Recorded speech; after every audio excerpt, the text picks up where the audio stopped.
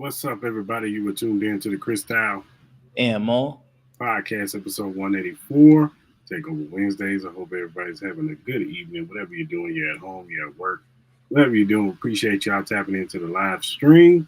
Uh, Hit that like button if you're in the comment section.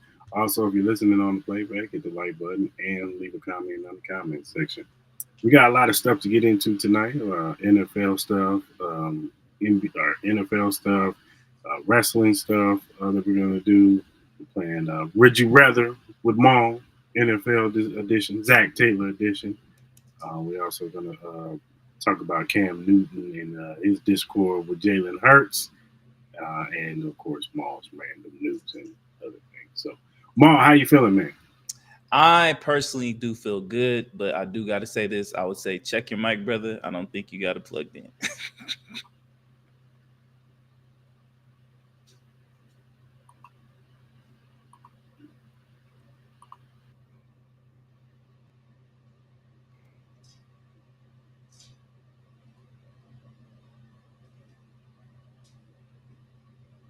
Is that better? Sounds 100% better. Mm. So, how you feeling, Maul? Feeling good. Feeling good. I know there's a lot to talk about, even on a slow burner, getting ready for NFL preseason, stuff like that. So I'm excited to talk about it, man. How you feeling?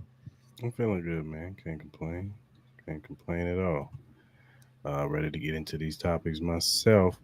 So let's get to it. NFL. Let's just do some NFL stuff.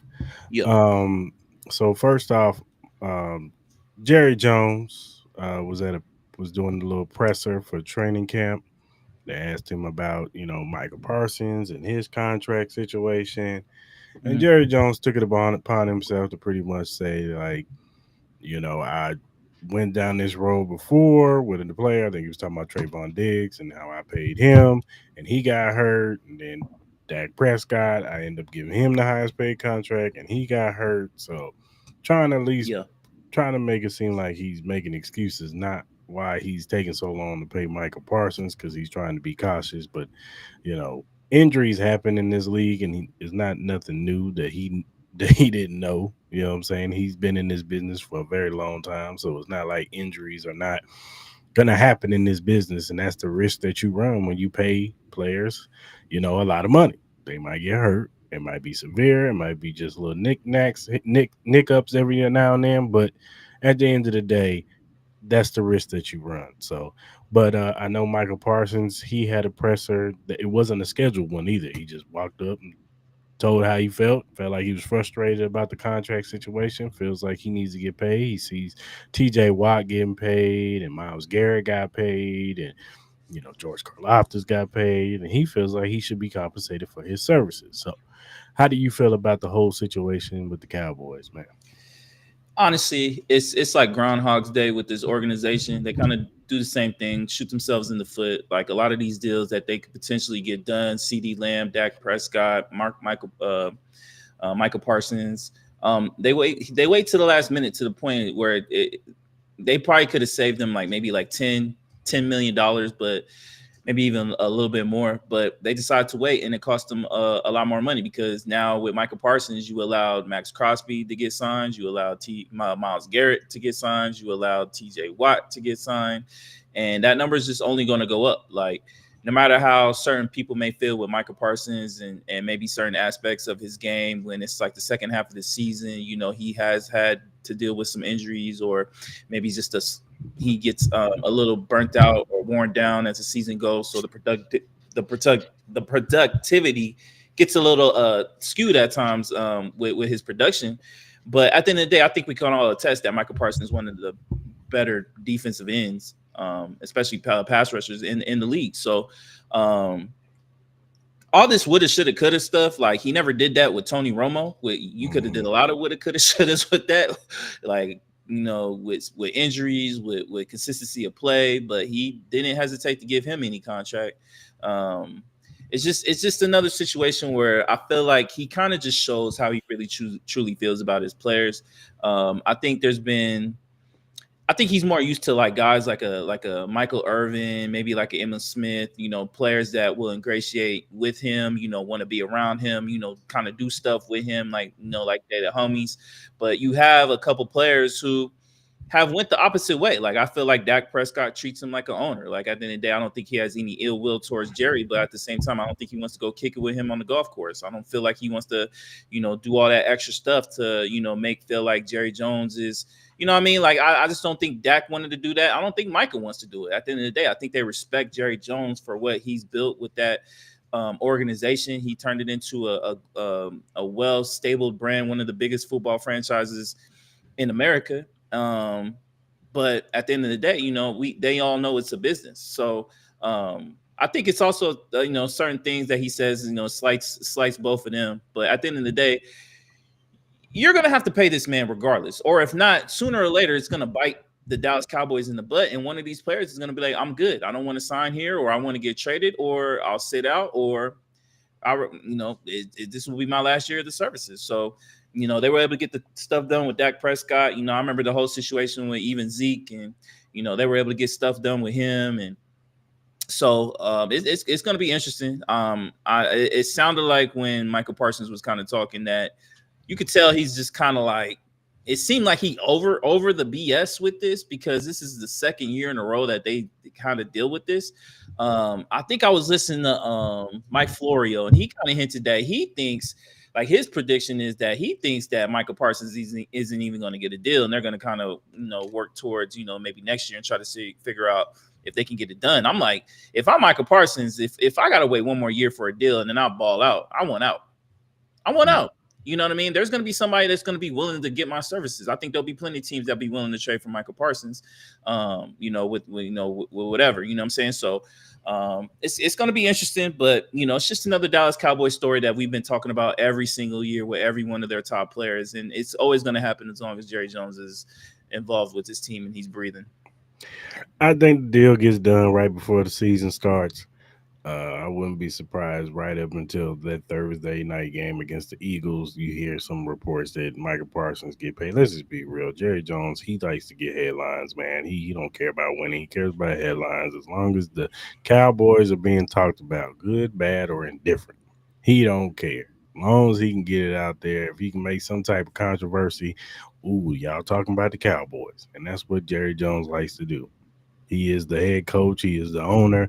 He is the GM. He is everything in that team. Brian Schottenheimer is just there.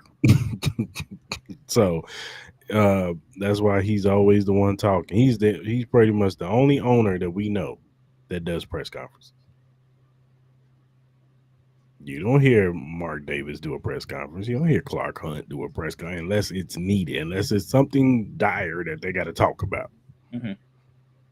But you don't hear any of these other owners have press conference talking about the field, what's going on the field, players, anything like that. Now, I know he's the GM too, but still. And he just wants headlines. That's all he wants, man. And that's all he cares about. And so if he can create anything to get us talking, get the big publications talking about him, he gonna do that. So him saying this about Micah Parsons, it doesn't surprise me not one bit. And I still think a deal gets done, and everything will be all good. Don't you think, like, I hear what you're saying, but don't you think it'll come a time where it just doesn't work anymore?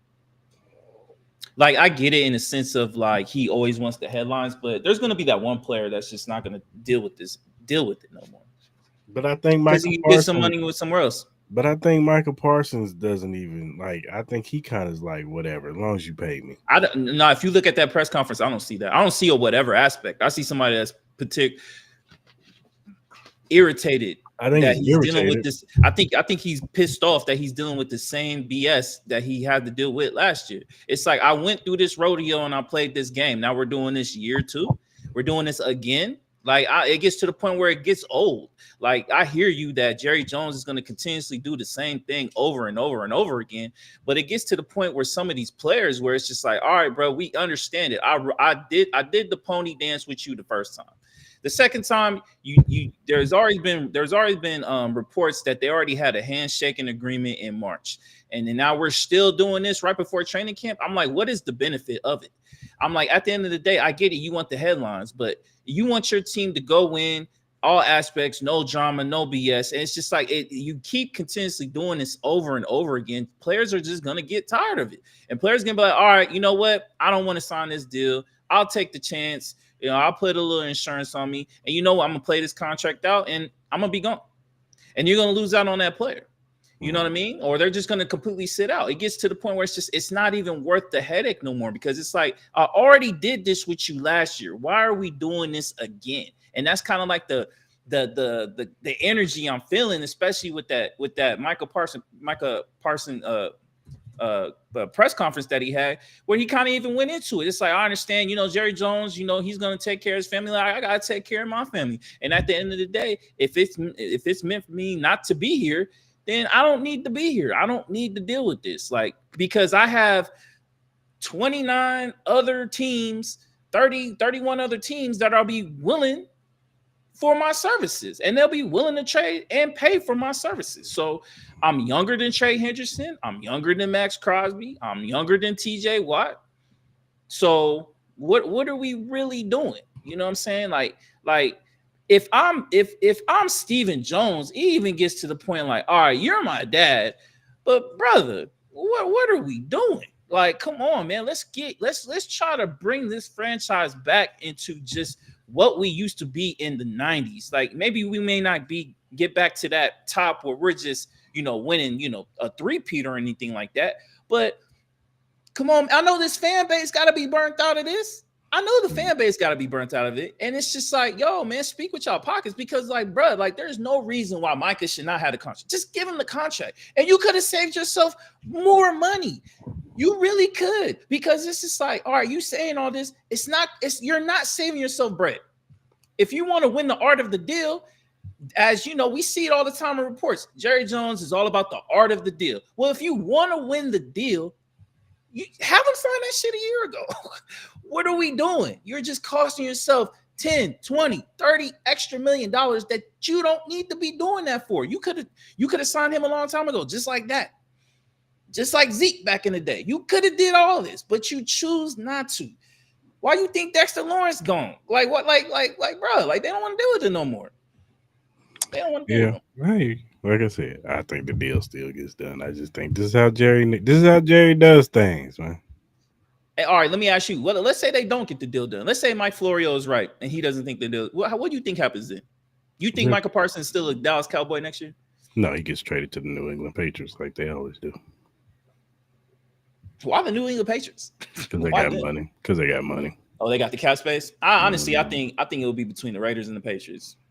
I think the Raiders, because there's already been rumors about. I know we're going to get into it with Trey Hendrickson and all that. You know what I mean? I think, you know, with the available cap space, I know the Patriots have a lot, especially with that defense. You have Micah Parsons at defense. Man, that might be one of the best defenses in the AFC. Hell, in all the league.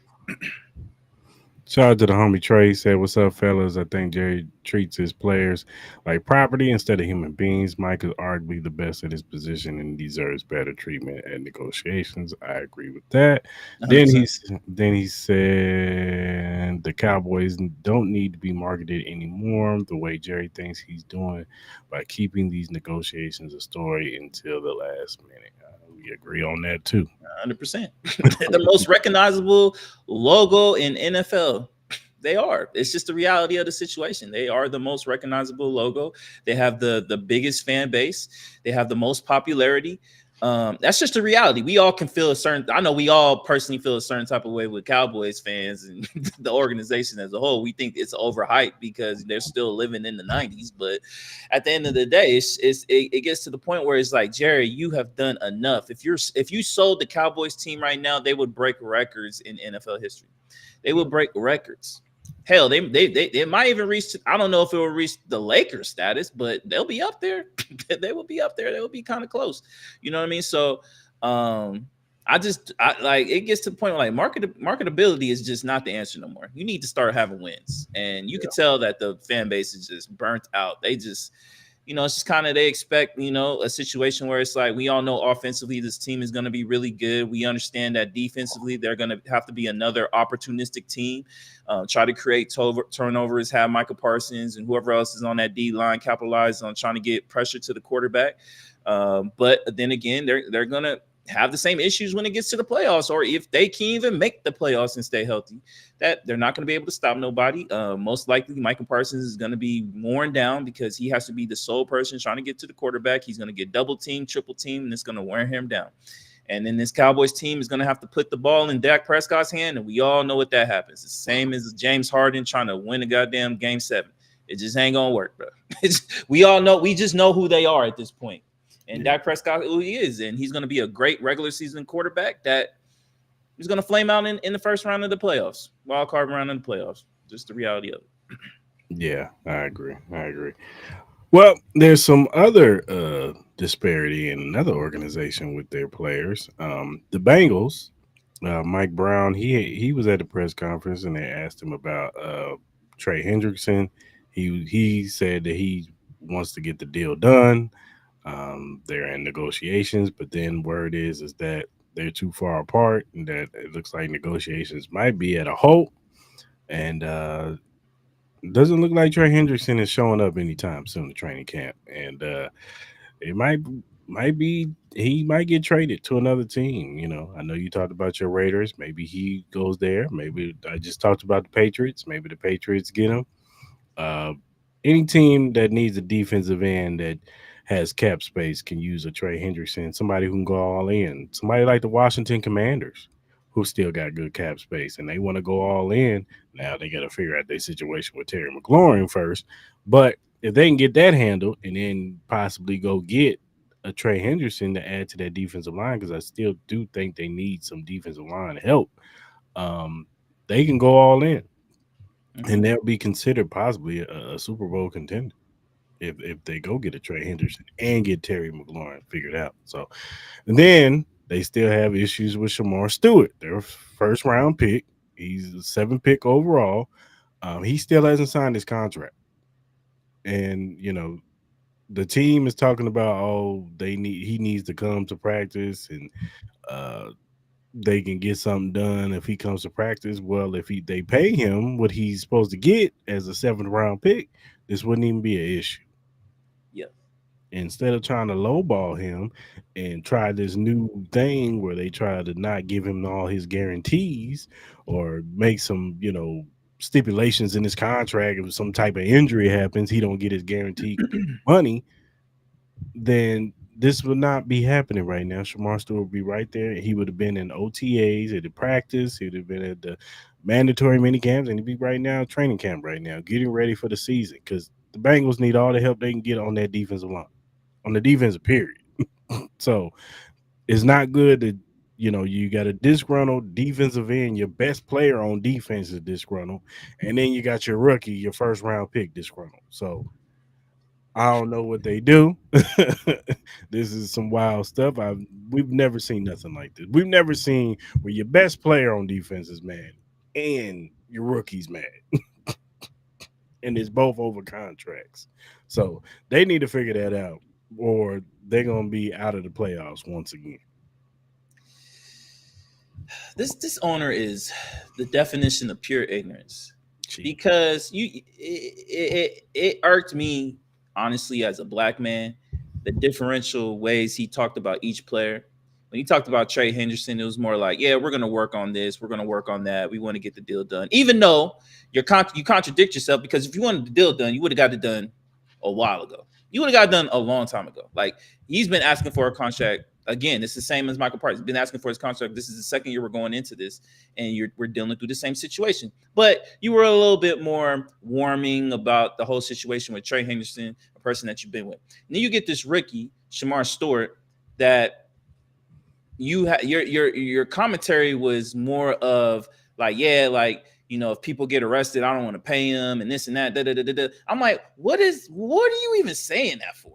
Shamar Stewart is nowhere close to being in a jail cell. He's at Texas A&M training with the Aggies right now, where there's even rumors that he might potentially just go back and play for them and re-enter into the draft. So if he could find a way to do that. Well, because the coach already debunked that. He was like, "Nah, that ain't yeah, happening." all right, well, whatever the case may be. I'm sure he probably went down there to see what's up, but at the end of the day, or even just be around the practice facility. But I think at the end of the day, hell, if he could go back, I would encourage him to do that, because at the end of the day, this ownership group is a joke, because you got both. You pretty much got your best defensive player and probably your second best defensive player. And then the second best defensive player was the player that all the scouts and experts like, yo, he kind of needs some fine tuning a little bit. So yeah, he's gonna need the OTAs. He's gonna need the rookie camp. He's gonna need the training camp, because he has all the skills and the tools. But at the end of the day, he needs some refining.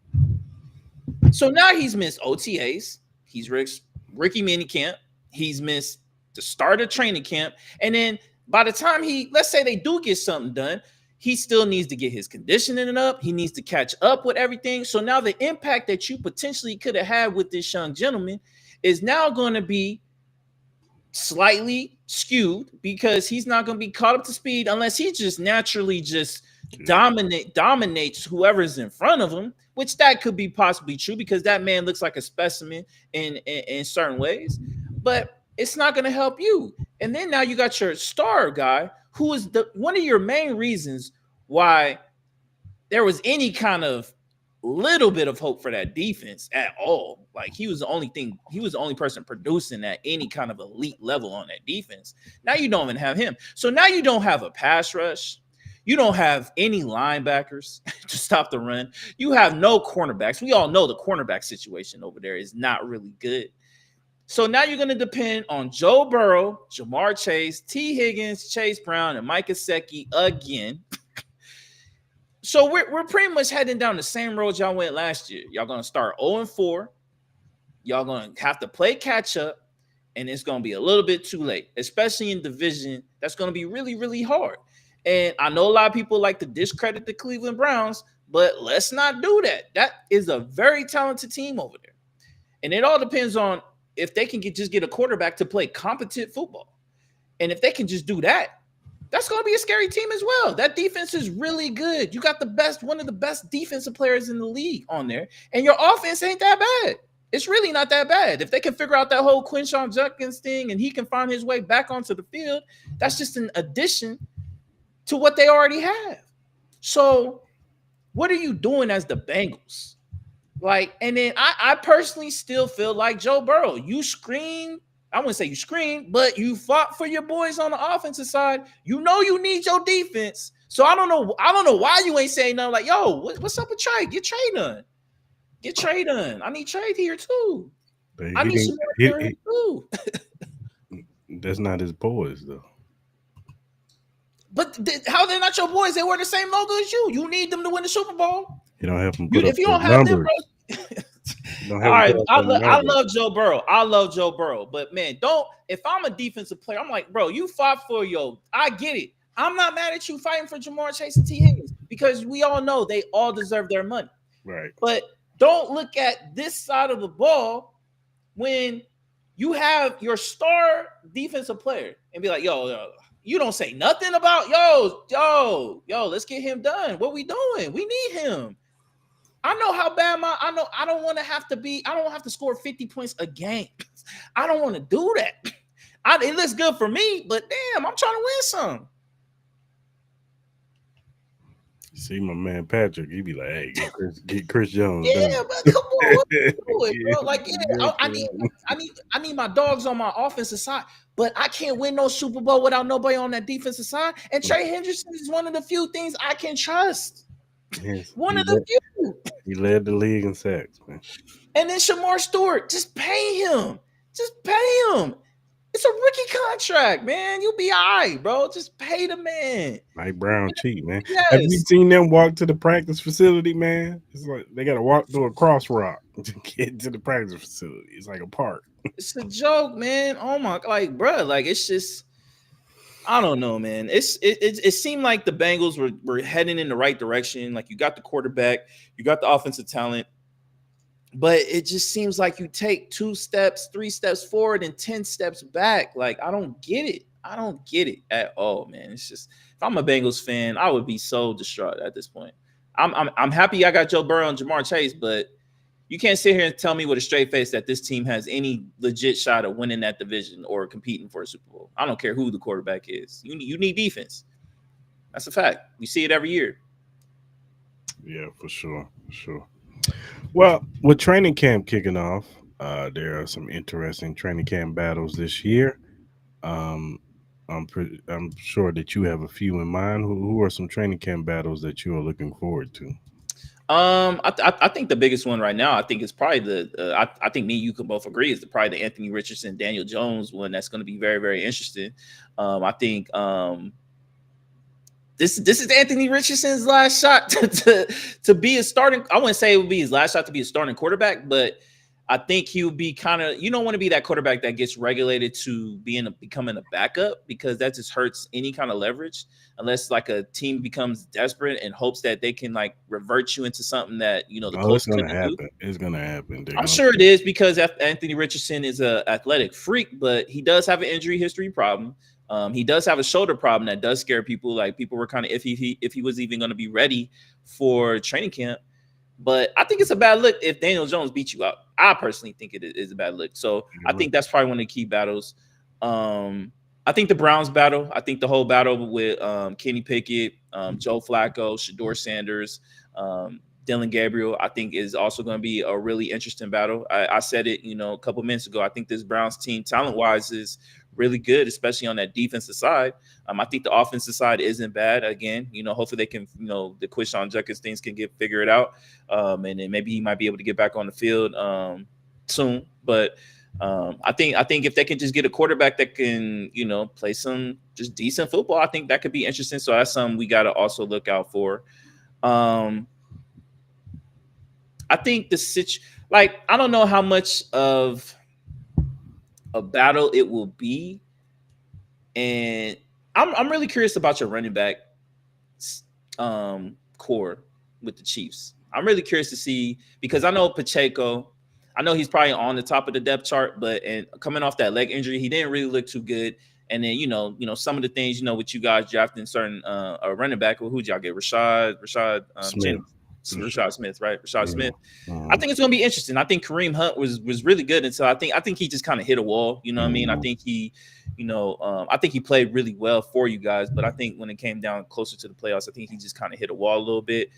So I'm gonna be curious to see how that battle plays out, if Pacheco is able to hold on to it. I think he'll hold on. I think he'll start I think he'll go into the season as a starter, but maybe the rookie, or maybe even Kareem Hunt, he kind of take over. So I think that would be kind of an interesting battle as well that I probably would keep an eye out on.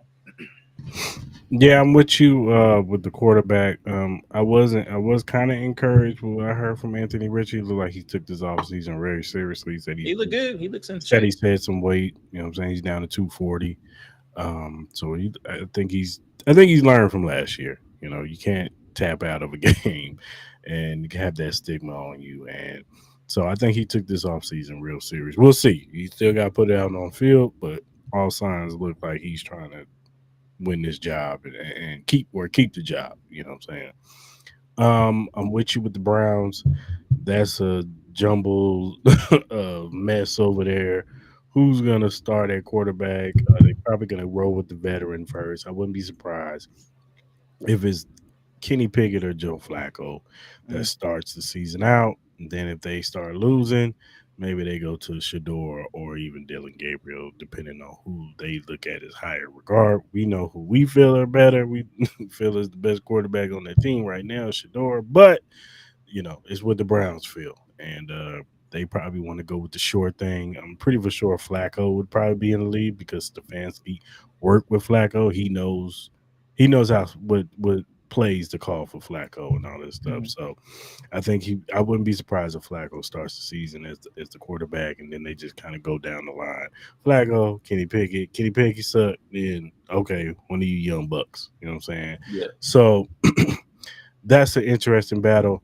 As far as my Chiefs go, that the left tackle situation, I think this kind of telling. I know the pads ain't came on yet, but I was telling you earlier that the rookie that I know he had the patella tendon injury last year with the Ohio State. Like beginning of October. But they putting him out there. And he's been starting these past 2 days at left tackle. Jalen Moore, the guy that we got from the 49ers, he was supposed thinking that he was going to be the starter at left tackle, and so to give Justin Simmons some time to recuperate. But they've been putting him at right tackle, and Jawan Taylor right now is on the pup list. Now we'll see what happens when Jawan Taylor comes back, but that might be a battle. We looking at left tackle. We might be looking at right tackle being a battle between Mhm, Jalen Moore and Jawan Taylor. So, mhm, um, and then I think the core of the receiving core is Rasheed Rice, but Rasheed Rice has a suspension looming over him, so that's gonna open up some spots. So like Sky Moore, Tyquan Thornton, um, Nico Ramillo, another guy that we have on our receiving core. Which one of those guys is going to get that last spot? Because there's going to be some spots open. Because I think the consensus is Hollywood Brown, Xavier Worthy, Jalen Royals, and Juju are already they're going to be in there. You know what I'm saying? They're slotted, but who's going to get that? Maybe the last two spots with Rice being out. So that'll be interesting. And then your Raiders, who's going to be the guy? I know you guys drafted Beck, you know what I'm saying, and then you got the Thornton kid. Um, but who's going to be the two? Who's going to be the three? Is not always just because you got picked in the second round don't mean you're going to be the number two wide receiver. Thornton might emerge and be the number two, and Beck be the number three. So. And mhm. then your defensive backs, who's going to be your starting corners? You know what I'm saying? Yep. You guys got rid of what's your name, didn't you? Yeah, we got rid of what's my man's name? Off the top of my dome, I can't remember, but yeah, no, we're able to draft Darian Porter. Yeah, You know what I mean. So we got to see what's up with that. Obviously, in the back end, we got Jeremy Chin. We were able to yeah, got Jamal Eric. Adams. Yeah, you know what I'm saying. So we'll see. It's not so much a battle for me, but the main player I'm very curious to see the development on is Tyree Wilson. Yeah, I'm really curious to see how much better he has elevated his game. I think from year one to year two, I didn't see much of improvement to me personally. He was a little bit more consistent, but he still was like a one-trick pony in a sense.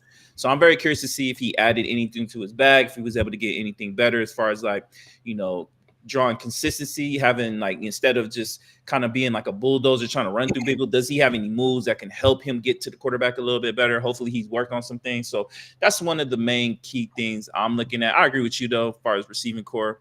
I would assume Jacoby Myers is the one, but yeah, it's gonna be interesting to see whether Trey Tucker, Jack Beck, you know what I mean, any of those guys, Philip Dorsett that we just signed.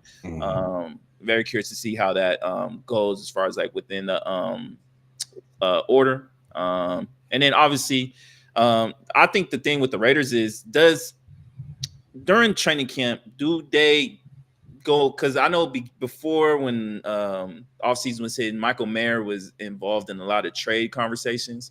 I'm very curious, but I know they were kind of like, we're going to try to keep Michael Mayer with Brock Bowers and kind of do a lot of two tight end sets. But I'm gonna be very curious to see as the preseason goes and training camp goes, do the Raiders think about maybe putting Michael Mayer and maybe a second round pick or a third round pick, especially if there's certain aspects of our team, especially on that defensive side or maybe even the offensive side, where they may potentially be able to get a top tier talent or something like, let's say Terry McLaurin becomes more available. Let's say Trey Hendrickson becomes more available, or somebody that we may not know becomes more available, whether it's, defensive backs, because I think with the Raiders, like, I know I have a lot of hope for this team. I think we will be better. I think everything that I've heard with Pete Carroll being in the organization has helped a lot. There's a lot of excitement. There's a lot of motivation within this team to become relevant. But I'm sure there's going to be certain pieces where it's like, all right, maybe we can get a little bit better here. And if there's a player that's available, maybe they consider, doing like a Michael Mayer trade, adding a pick or something like that. Because I think those rumors are still, it's not as hot as it was, but I think it's still there. You hear it a lot, especially with a lot of the beat reporters with the Raiders. yeah, for sure. Yeah, it's gonna be interesting to see, through training camp and all this stuff. As far as Michael Mayer goes, if you guys showcase him during preseason, I can see that them, Yeah. trying to show it. Hey, look at him. He's looking good. Come get him. You know what I'm Yeah. saying? So usually when teams play a guy a lot in preseason, like, and he's out there with the twos and the threes, like, Yeah. yeah, they trying to shop dude. You know what I'm saying? So it'll be interesting to see what he does. You know what I'm So let me saying? ask you, are there any players that you're kind of keeping more of an eye out, whether it's like development, um, or roster depth or anything like that? Minus, you already talked about your old line. Is there any like other players that you want to see like the development on that you're trying to keep an eye on Yeah, going into? our defensive lineman, Felix Ndike Uzama. He's our first round pick from 3 years ago. And the bill is due, sir. Like Mhm. we give you great. I gave you grace because first you had a foot injury and you was getting acclimated to the NFL. You know what I'm saying? Even though you were a pretty good player at K State, and you're a hometown kid, I think that was one of the reasons why he got picked, especially because that was the draft in Kansas City. Picked a hometown kid. You know what I'm Yeah. saying? And it was really he was a first round. Some people had first round grade, but he's probably really a second round pick. Hmm. But we got to see him, take that step forward. You know what I'm saying on that defensive line. Um, Even though we still got Chris Jones, George just got paid. I'm very excited to see what Charles Omenihu does this season because this is the full first time he's gonna have a full season where he's starting off game one, no suspensions, no injuries. He's coming in and he's fully healthy, ready to go. So I'm excited to see how that front goes, and then some of these rookies that we got, Omar Norman Lott, the kid from Tennessee, he has a quick first step, but the knock on him is that that Tennessee rotation was just so many guys over there that he didn't get a lot of snaps. So Hmm. he has very small sample size, but the sample size that you see the traits. So I'm interested to see when the pads come on, see how that kid looks. And then Ashton Gelati's another guy who has that quick first step, who can come off the edge. And I know him and George Karlaftis are really close. He's been working out with George, so he kind of knows the culture over here already too. So, and then the corner, Noel Williams, he's another kid that I'm interested to see what he does. We got a glimpse of him playing in UNLV, and then he transferred over to Cal. I saw him when they played Miami, and he had a couple of picks. He's a ball hawk. The knock on him is that he's not the most athletic guy. He's not a speed guy, but he sticks with his man, and that's a good thing. That's all you could ask for. So those are a few guys, and I'm with you with the running back room. Uh, I know Isaiah Pacheco. He's probably going to be. It's his job to lose. You know what I'm saying? And Hmm. then Kareem Hunt. I think he'll be better. He'll last a little longer because you got to understand that he was coming off the couch when he Yeah. came to the team, and then it was just like we saw that once Isaiah Pacheco went down, they tried to do the thing with Carson Steele, and then he kept fumbling the football, and it wasn't working out. And they was just like, all right, Kareem, we gotta run you to the ground a little bit. And they gave him like 20, 30 carries for like 3 games straight. And you could tell that just took a toll on him. And he just after like the fourth game he played, he just wasn't the same no more. He had his spots, but he wasn't like the first 3 games. It was like, okay, Kareem still got a little juice in him, but I expect him to be a little bit better this year. I think they're gonna spare him a little bit more, not run him to the ground. And then another player, Elijah Mitchell, he's the wild card to me. Because if he can be anything like he was his rookie year with the 49ers, then we got some. If he could be anything close to what he was his rookie season, he's dealt with injuries, and that's just the MO of the 49ers. They got running backs, they turn them out. They get hurt, they get a new one in there. Yeah. So we'll see. If Elijah Mitchell can return to that, then I like our running back room with him, Isaiah Pacheco, Kareem Hunt, and Brashard Smith. So I do think we keep 4 running backs this year. Just because I think that Tope he's like Brashard Smith in the kickoff return, punt return type deal, and then Kareem's going to be the short yardage guy. Pacheco will be the every down guy, and then we'll see what we have in Elijah Mitchell. So, For sure. and I'm interested to see my man Cam Ward what he does this, in training camp and preseason and stuff. Oh yeah, yeah. Cam Ward, I'm very intrigued by. Bryce Young. I'm always going to keep Mhm. my eye on that. Um, I know the Saints are terrible, but you got to keep an eye on that quarterback situation with Tyler Shook and Spencer Rattler. I know there's still a lot of fans. Look, I know, look, it's gonna be bad, but I think that situation you got to keep an eye on because honestly, depending on how bad this team is, I think you got to keep your eye on Chris Olave or especially in Alvin Kamara trade. I think those are two highly likely. Especially depending on how the season goes. I think the NFL has been more accustomed to becoming like especially during the trade deadline where you might see more trades like that. So I think those are two names to keep an eye on. Hopefully Chris Olave can, stay away from the head injuries, though. We definitely want to see him healthy. I think he's a talented receiver, but he got to keep out of that. I'm very curious to see how fast Amarion Hampton gets the starting job. I think that's going to be a very interesting thing. What else am I looking forward to? I'm very curious to see how the Texans O-line, how they look going into the regular season. I'm gonna be very curious to see how many teams kind of follow the model of the Chiefs. Like, do they kind of play their starters a little bit more? You know what I mean? I'm very curious about that. I think me and you both agree. I think a lot of these teams should try to play their starters, like get people in the rhythm. I'm obviously you don't want no one to get hurt, but you honestly can't control that. At the end of the day, people can get hurt in practice. I say, no one's asking them to play like a whole half or anything, but give them a couple drives. You know what I mean? Game 1, game 2.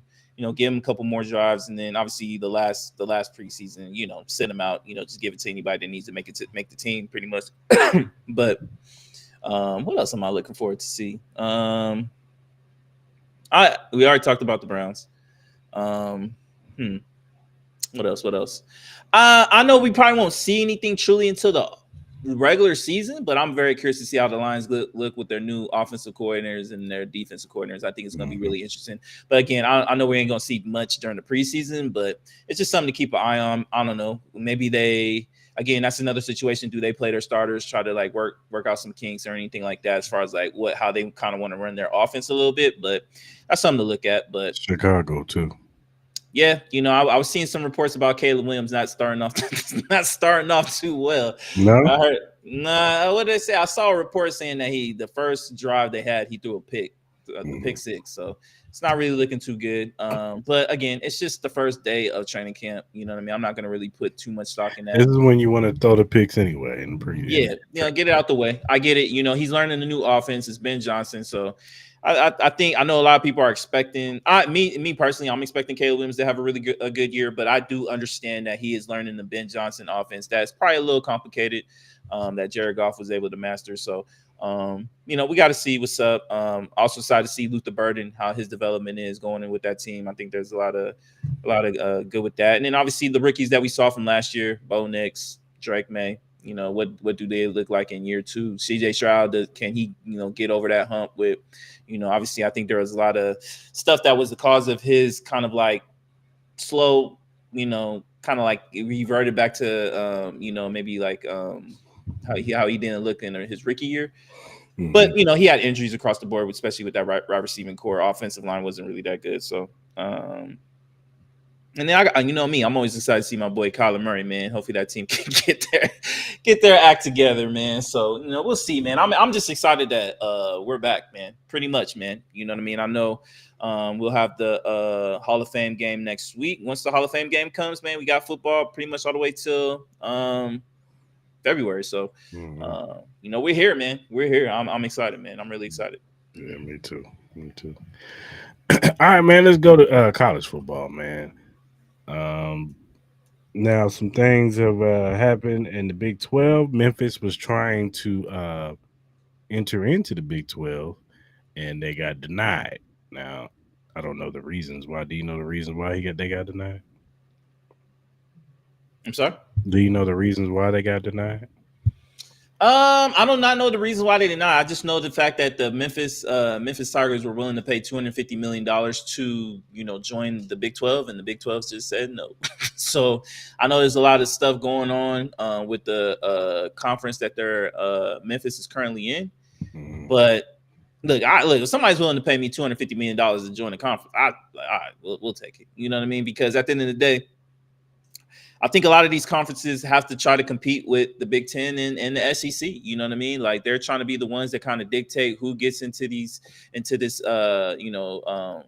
college football playoff, like, you know what I mean, where they kind of went like, you know, what did they want? Like four or five guaranteed spots, and then Four. like with the last four go to whoever else. You know what I mean? So it's just kind of like, all right, so this is just pretty much turning into the the Big Ten SEC Invitational, which no one wants to see that. You know what I mean? Everybody wants to see a fair opportunity because let's be honest, you know, there was a lot of teams that got high praise in the SEC that got dog walked by Ohio State. You know what I mean? So, you know, just because you start off the year well, like I get it, you know, you want to kind of see, you know, strength of schedule and all that, but you know, these teams got to have to compete. So I think Memphis has a solid football program. They're not like top elite. They're not like a LSU. They're not like a Texas. They're not like a Notre Dame or anything like that. But I think they put on a good product on the field.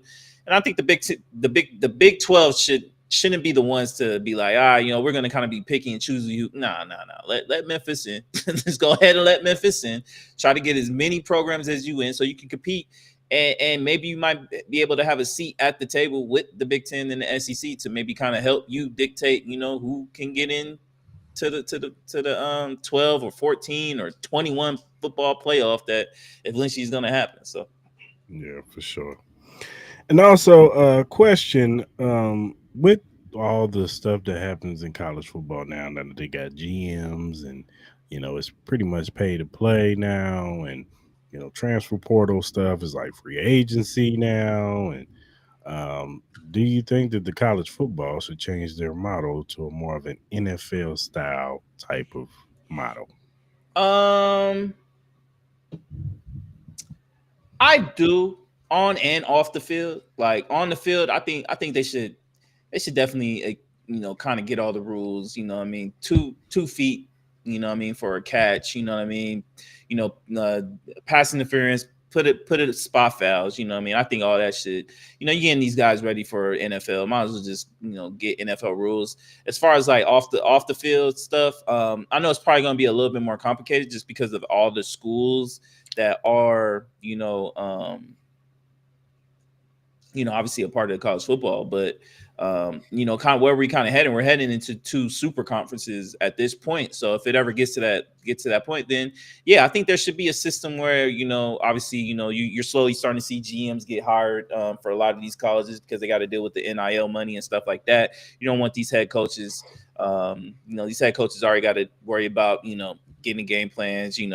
Dealing with boosters, dealing with transfers and trying to get recruits and stuff like that to come, accept their offers and stuff like that. So these college coaches already have enough on their plate. The last thing they need to worry about is how much some dude needs to get paid. So I think they should, because at the end of the day, I think we're already heading into a pro style situation with the college football. So might as well try to do it. I know it's going to be complicated with logistics and all that, but I'm sure they can make it work.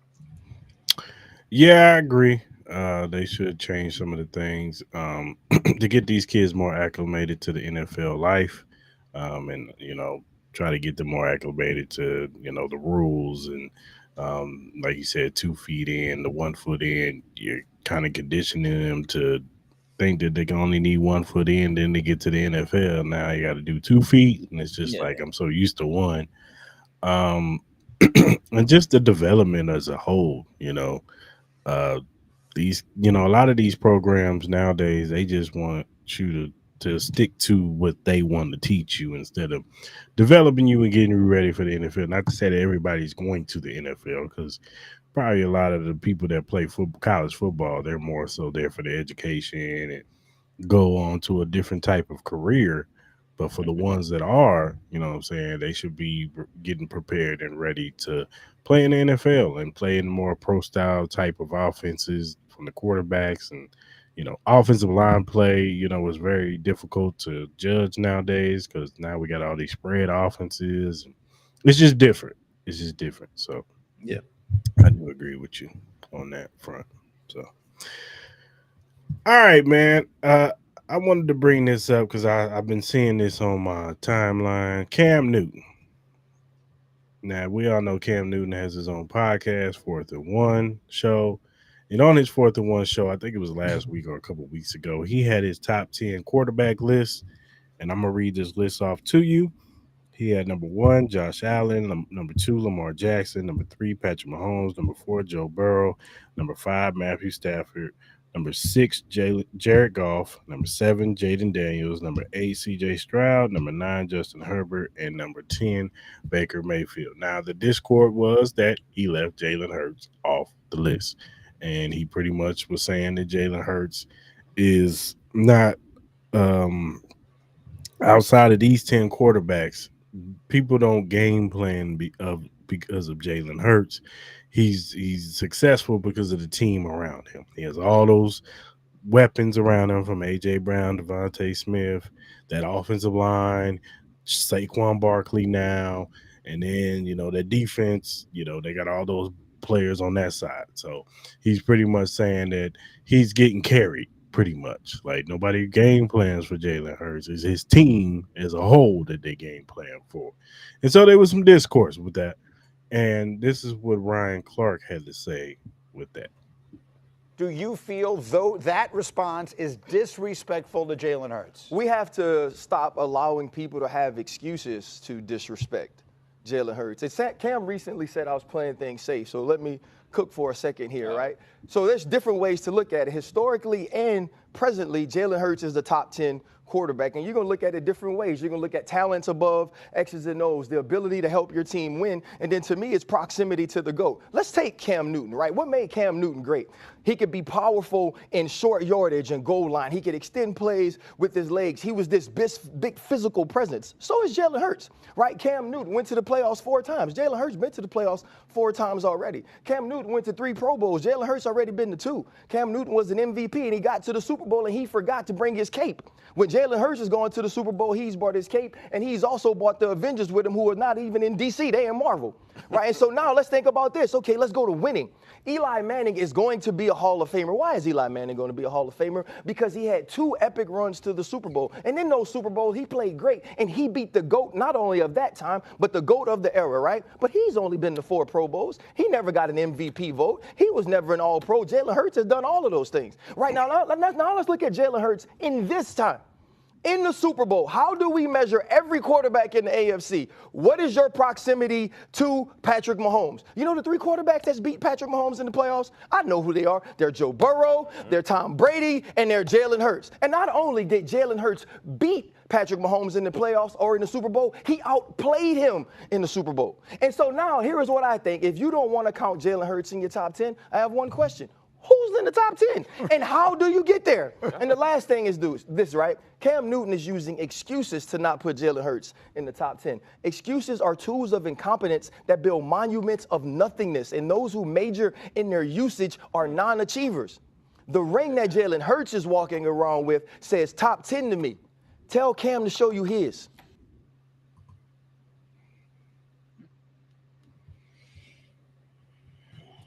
So that's basically what Ryan Clark rebuttal to Cam Newton about that. Now this is Cam Newton's rebut to Ryan Clark.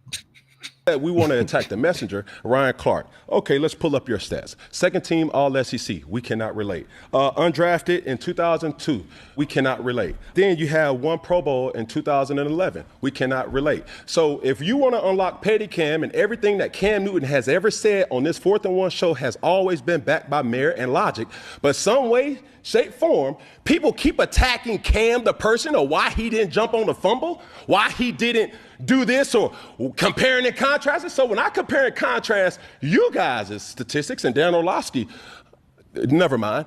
But as we keep going and we keep unlocking and keep poking the bear, and y'all want to play this game, So that was his response to Ryan Clark.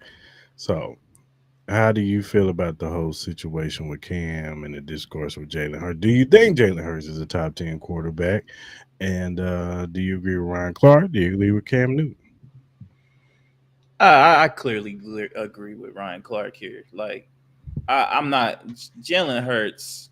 I get it. He has a lot of talent around him, but you could say that about a lot of these quarterbacks that are in here. Mm-hmm. You know what I mean? Like, everybody has somebody on their team that is great. Patrick Mahomes has had Travis Kelce. He has had Tyreek Hill. He has had a great O-line. He has had probably one of the best defensive players of this generation. probably one of the greatest coaches of this generation. Mhm. So, and we all consider Patrick Mahomes to be great. You know what I mean? Like, I think he was gifted a great situation. He was. Lamar Jackson, you know what I mean? I think he was gifted into a great situation. Josh Allen, like, he has a nice team. Like, it's not like, you know what I mean? So I think at the end of the, and then on top of that, Jalen Hurts outplayed Patrick Mahomes both times that they played. I know the first time the Chiefs won that game, but you can clearly, I think Jalen Hurts outplayed Patrick Mahomes In the minus, first you know, half, the last minus, you know, man, yeah, minus the second half. But I think overall he didn't do what Lamar Jackson and Josh Allen have done when it came to Patrick Mahomes. And then obviously we saw what happened this past year. And then, and low key, it wasn't even becomes a Saquon Barkley. Jalen Hurts was the main reason they won that game. Yeah, Saquon was a non-factor in that game. Saquon was a non-factor. So, and then again, like I've always stated, I think Justin Herbert's one of the most overrated quarterbacks that we talk about. You know what I mean? I think he has all the tools to be a great quarterback, but what we've seen on the field has proven otherwise. He's consistently hurt and he's consistently inconsistent. So, and he's had pretty good teams around him as well. So, I personally would have Jalen Hurts ahead of him. I would personally have Jalen Hurts ahead of Baker Mayfield. I would personally have Jalen Hurts. You would have to currently put him over Jaden Daniels, even though I like Jaden Daniels probably more as a quarterback, but he did beat him straight up in the playoffs. And it was a good game, but he played really good in that game. He was one of the main causes. And I agree, like, you know what I mean? Jalen Hurts and Cam Newton are kind of similar as far as like play styles and who they are. And then I really don't understand Cam Newton bringing up Ryan Clark's, you know, stats and accolades and stuff like that. I don't think that had anything to do with the argument. I just think he just wanted to be petty because I think he kind of, you know, Ryan Clark brought up the, you know, he didn't bring his cape to the Super Bowl. But again, Cam Newton, you even admitted yourself that you regretted that you did not jump on that ball. So if you have a regret on it, then you can't say anything of the sorts about, you know, Ryan Clark wasn't this, Ryan Clark wasn't that, and blah, blah, blah, blah, blah. It doesn't really help the argument with Jalen Hurts. You're not even talking about the argument no more. You're just kind of just having a tit for tat with Ryan Clark. So I don't know, man. You know, at the end of the day, you know, Ryan Clark, I think he made a logical sense to me, and I'm gonna side with him on this situation. Hopefully both of these brothers can, you know, move past this and get along, man. And, you know, we need to stop. You know, it's been a lot of black on black crime and TV lately, so I think we need to chill on that. But, you know, shout out to both of these brothers, man. Both of these brothers were great football players, and I get it. It's an opinionated thing, especially when it comes to listing like stuff like that. So I wouldn't take anything too personal. You know what I mean? But at the end of the day, man, hopefully both of these brothers can look past this and just, you know, move forward and continue a relationship that I'm sure they probably have. So, yeah, I agree. I don't understand the discourse with Jalen Hurts when it comes to when people they always want to pick and prod on why he shouldn't be in the top 10. And it's like, I don't understand how these past few seasons, you know, yes, does he have immense talent around him? Of course he does, but that's what any team does when they have a very good to great quarterback. They put all-star talent around them. Mm-hmm. You know what I'm saying? When Patrick Mahomes got to the Kansas City Chiefs, yes, he had Travis Kelce, he had Tyreek Hill, and he had Kareem Hunt when he was in his prime.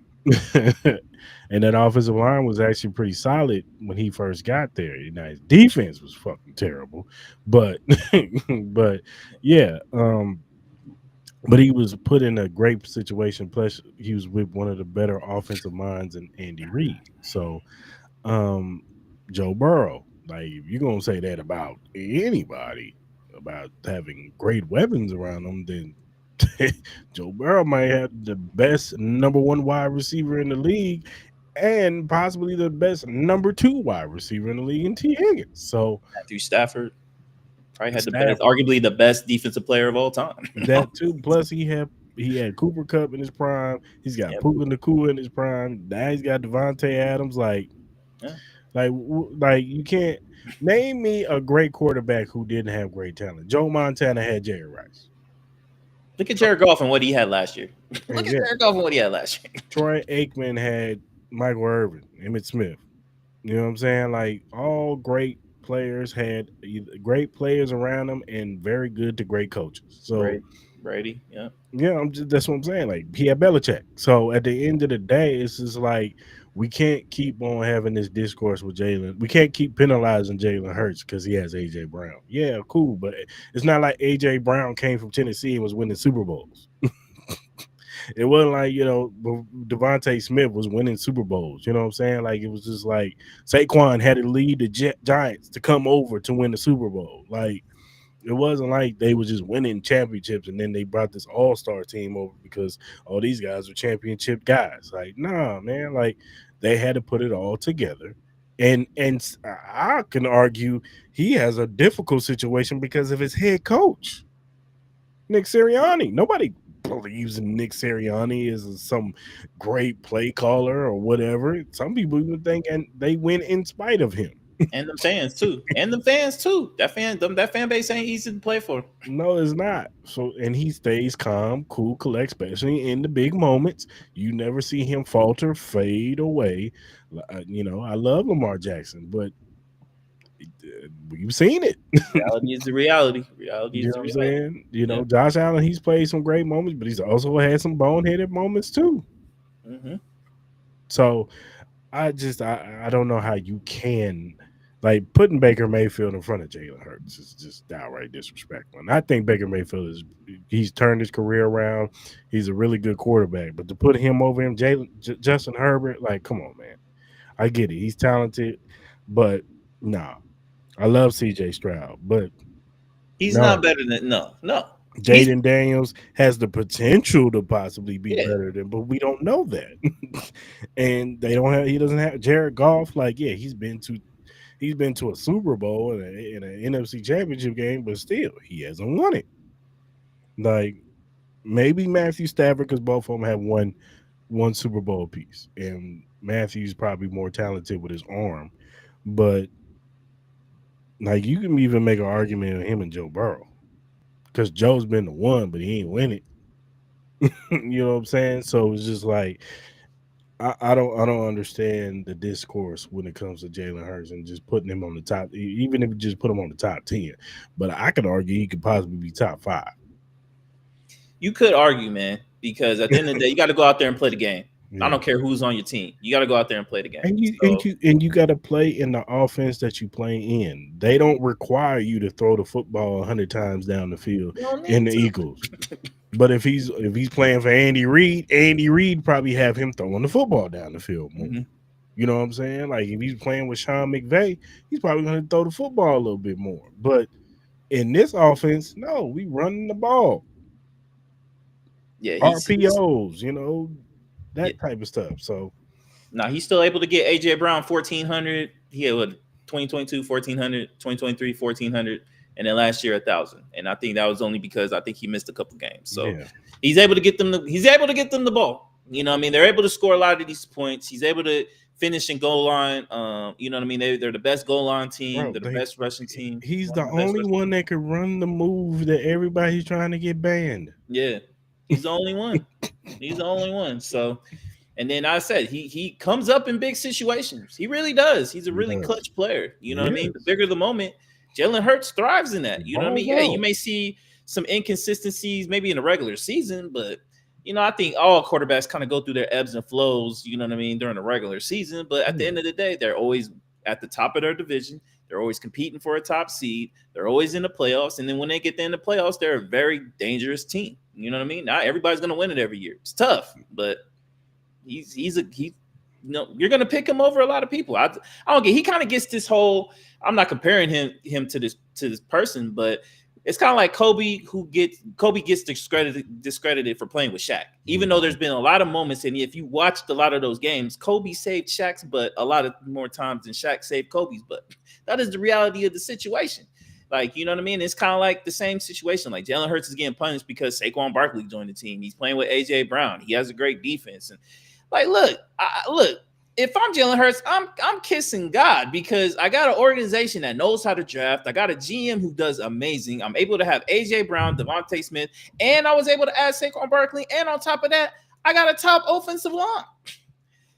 Like, we lost Jason Kelsey and we still were really good. You know what I mean? Jason Kelsey's like one of the best old linemen of all time, one of the best centers of all time. Like what are we talking about? Like, I am very fortunate, and Eagles fans should be kissing the football gods. You guys have had a solid team for a while now. Y'all just keep getting better and better. Y'all just added homie from Bama. What's his name? Jihad. Yeah, something like that.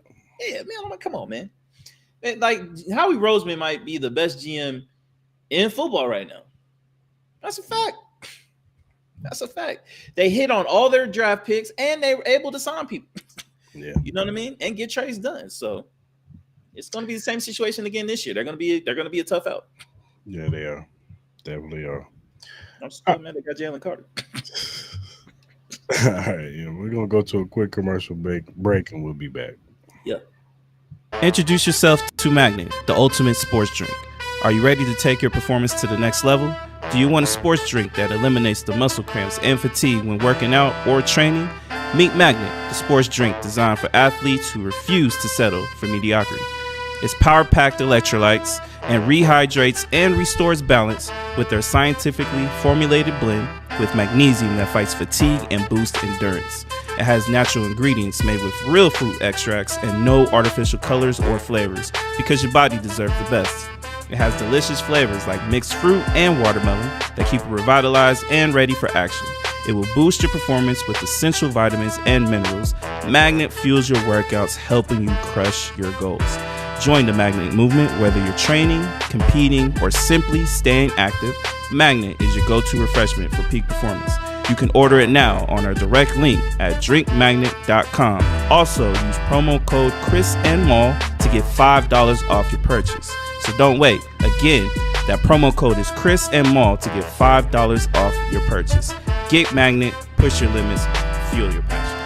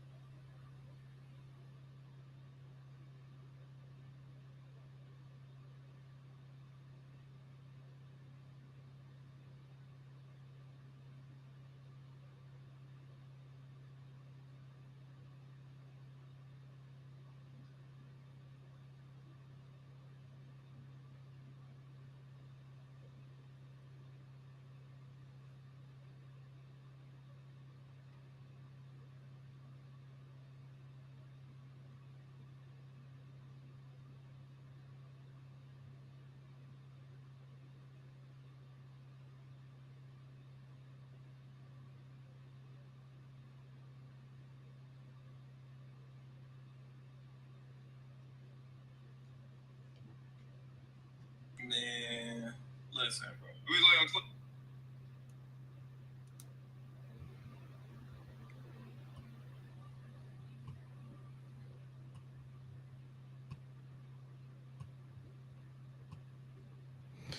All right, my bad, people.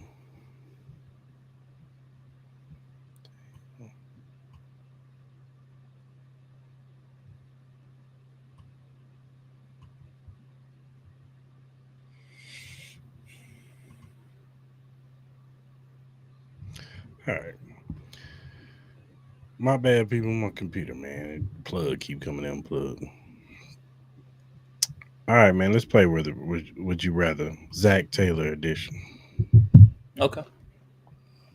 So I'm gonna name some coaches on the AFC side. Just gonna do the Okay. AFC. You name some coaches. You tell me whether you take Zach Taylor because there's been a lot of people look at Zach Taylor kind of like the lame duck. He's the reason why the Bengals don't do as good as they should have. He's a good offensive mind, maybe, but as a head coach, he lacks in certain things. So, yeah, for sure. All right, here we go. Number 1, Sean McDermott. This one's tough. This one's tough.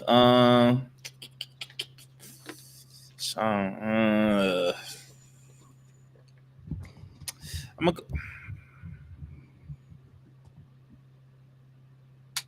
gonna go Zach Taylor. Mike McDaniel. Zach Taylor. Mike Vrabel. Aaron Glenn. This one's tough. Like I'm gonna say Zach Taylor for now. I got to see how Aaron Glenn does with this Jets. I have high hopes, but I'm going with Zach Taylor right now. John Harbaugh. Harbaugh. Kevin Stefanski. I ain't gonna lie. I do not mind Kevin Stefanski. I think he's just been dealt a raw hand, especially with Deshaun Watson. So I'm gonna go with Kevin Stefanski. Mike Tomlin. You got Tomlin. You gotta go Mike Tomlin. D'Amico Ryans. D'Amico. Shane Steichen. He's coast, right? Mm-hmm. Yeah, I'm gonna go with Zach Taylor. Liam Cohen. Duval. Again, I think this is the same situation as Aaron Glenn. I got to see what's up. I know he was a great offensive coordinator. I got to see if he can lead a whole team. So I'm gonna go with Zach Taylor for right now. Of course they messed it up. The coach for the Titans. Who's the coach for the Titans again? He's the son of Brian O'Callahan. Oh yeah, Zach Taylor. Sean Payton. You gotta go Sean. I think there are some overrated aspects of Sean, but you gotta take Sean. Andy Reid. Zach Taylor. No, I'm just joking. Andy Reid. It's not even close, bro. It's not even close, man. Pete Carroll. Oh man, you know I'm going with my boy, old man Pete, bro. What are we talking about, bro? And Jim Harbaugh. Yeah, Jim Harbaugh, bro. Harbaugh. So I think he's like in the middle of the road. The only one you probably picking up is Liam Cohen, Shane Steichen, and the coach of the Titans. Yeah, and low-key, it could be lower depending on how Aaron Glenn does, how Liam Cohen does. Like, I just think a situation. I think it's a coaching problem when your team always starts out 0-3, 0-4. I think that's a coaching problem. You know what I mean? It shows you don't have your team ready. So I agree. All right, man. Tyler, the Creator, dropped a new album the other day. What's the name of the album? The name of the album is Don't Tap the Glass. Yeah, so it's been a lot of discourse with this album. Some people like it, some people don't like it. I'm gonna be honest with you, Mark. I didn't take the time to listen to this album, but so you're gonna have to give me the rundown on this. Well, I did listen to the Tyler the Creator album because I like Tyler the Creator album. And look, I know there's been a lot of people that said they do not like this album, but I'm gonna be honest with you. I actually dig it. It sounds like a fun album, a lot of cool beats, some cool vibes. The only song that is probably a little bit too sugar rich for me is probably Sugar on My Tongue. It's probably not for me. But honestly, besides that, I think Big Poe is fire. I think Sucker Free is like one of my favorite summer songs right now. Mom and Them, I like it, but my main problem with it is it's too short, and the beat I feel like would have probably been one of the better beats on this whole album, but it was pretty short. Stop Playing With Me is fire. I think Ring Ring Ring is really good. Don't Tap the Glass, self-titled is really good. Don't Worry Baby, I really like. I'll Take Care of You with Yeba. I mess with, and then Tell Me What It Is. I'm still kind of like, a little lukewarm on it, but hey man, I think it's a fun Tyler the Creator album. Now, will I put that above like Igor and some of his other projects that I really like Flower Boy and stuff like that? No, but do I think this is an enjoyable album that you can find some really good hits and some really good summer songs? And I think you can. And I think this is just an album that I'm sure there's a little bit more in depth in how Tyler the Creator did his whole process. I thought the announcement of the album was pretty fire. I love the concept of, and he's done that. I think might be his second or third time that he's done that, where he's dropped an album on a Monday. I wish we would go back to Tuesday drops or even like earlier in the week drops. I think it's more of I think you can actually go through the whole week with albums instead of trying to rush in on a late Friday, early Friday morning, trying to go into the weekend. I think getting the album on a Monday or a Tuesday, I think is really Like, it's really refreshing to me. I like it that way. So,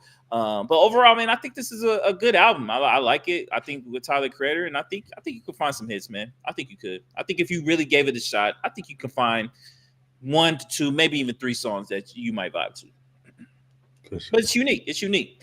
I know a lot of people say there's no in between. You're either gonna like it or you're gonna hate it. So I like it. I'm one of the ones that like it.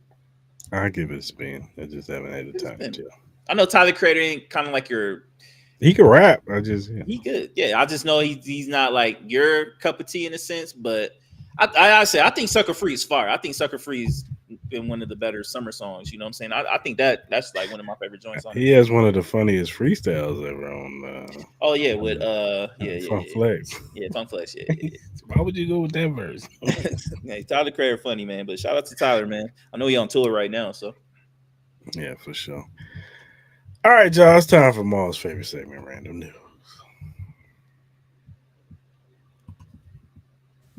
It is now time for Maul's Random News.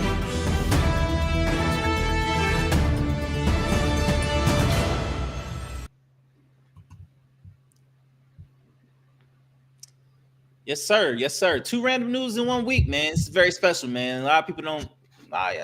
Some people don't. Y'all don't really deserve it sometimes, but I'm gonna give it to you. You know what I mean? My man Cris likes it. You know what I mean? I know y'all enjoy it a little bit.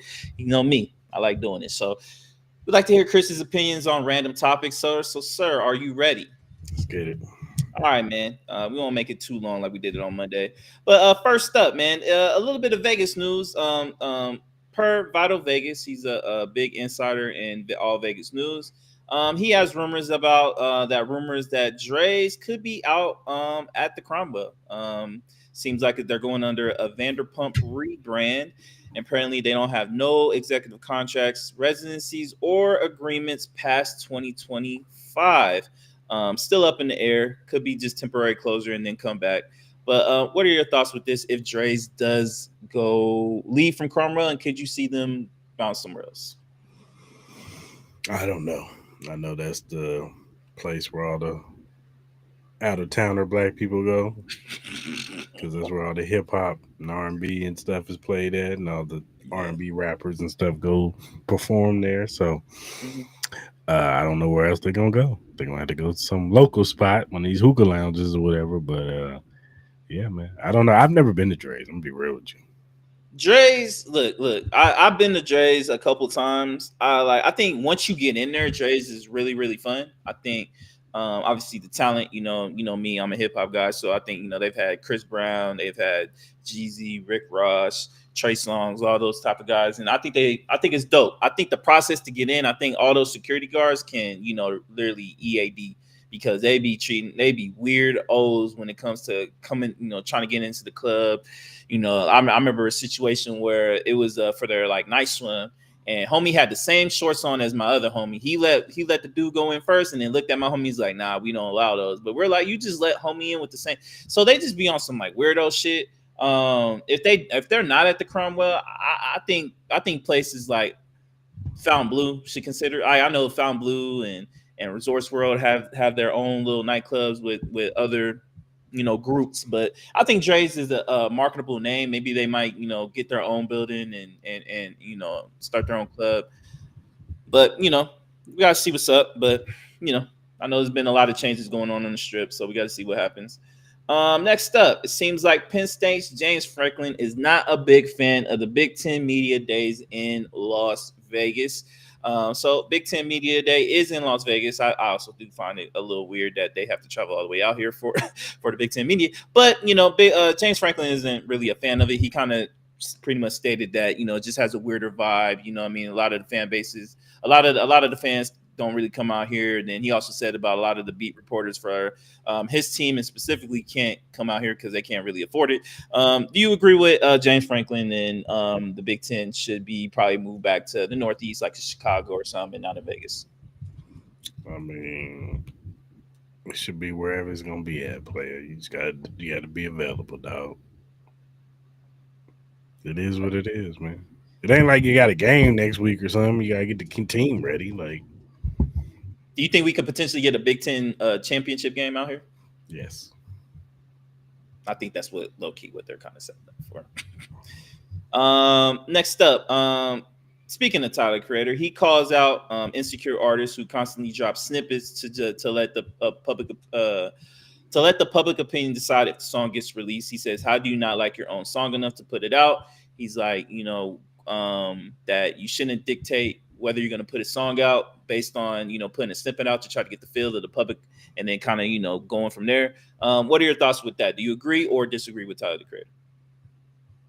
Sound like he taking a shot at your boy, because he's the king of that. Oh, Drake? Mm. Yeah, no, Drake's been doing it a lot. The king of the snippets. Let's see if y'all like this. Okay, I'll put it out. Chris Brown just did it. Who? Chris Brown just did it with the new track that he got with Bryson Tiller. Yeah, he did a little snippet. Do you agree with him? No, I don't agree. I mean, it's okay to put a little snippet out there. If it's just single or whatever, you showing people what you're working on. It's coming soon. Get them excited. For sure. Next up, ESPN's Ringside put out their latest editions of ESPN's pound-for-pound rankings for boxers. Number 1, they have Alexander Usyk. Number 2, they got Inoue. Number 3, they got Terrence Crawford. Number 4, they have Dimitri Bivol. Number 5, they have Jesse Rodriguez. Number 6, they have Artur Beterbiev. Number 7, they have Shakur Stevenson. Number 8, Canelo Alvarez. Number 9, David Benavidez. And number 10, Junto Nakatani. What are your thoughts with these pound-for-pound rankings that ESPN dropped? I was going to talk about that too. Oh, we were? Oh, my bad. No, you're good. I should have told you. No, I don't have no problem with this list, man. It's very interesting that they got Shakur over Canelo.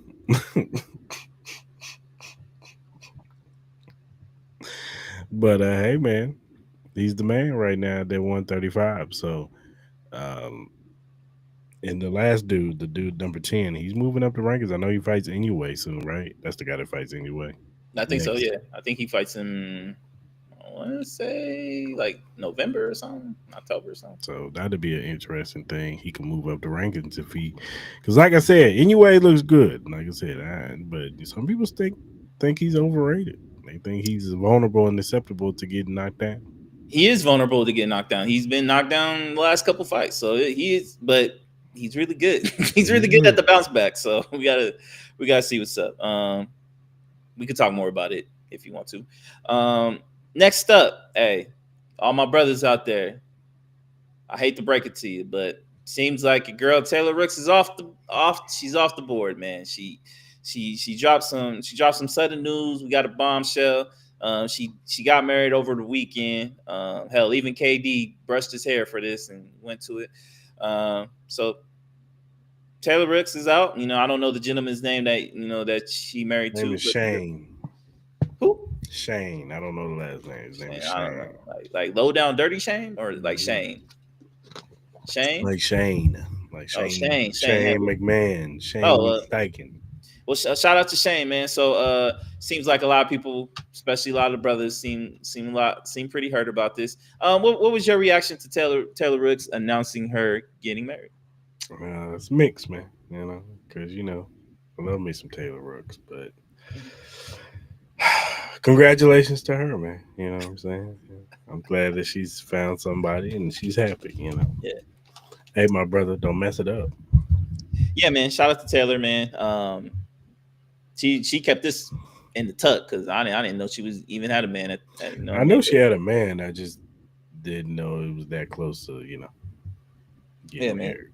Shout out to them, man. Hopefully, love lasts forever. Next up, Elijah Arenas. He's been going through a lot. He had the car crash. Was put in the deuce of coma for smoke inhalation.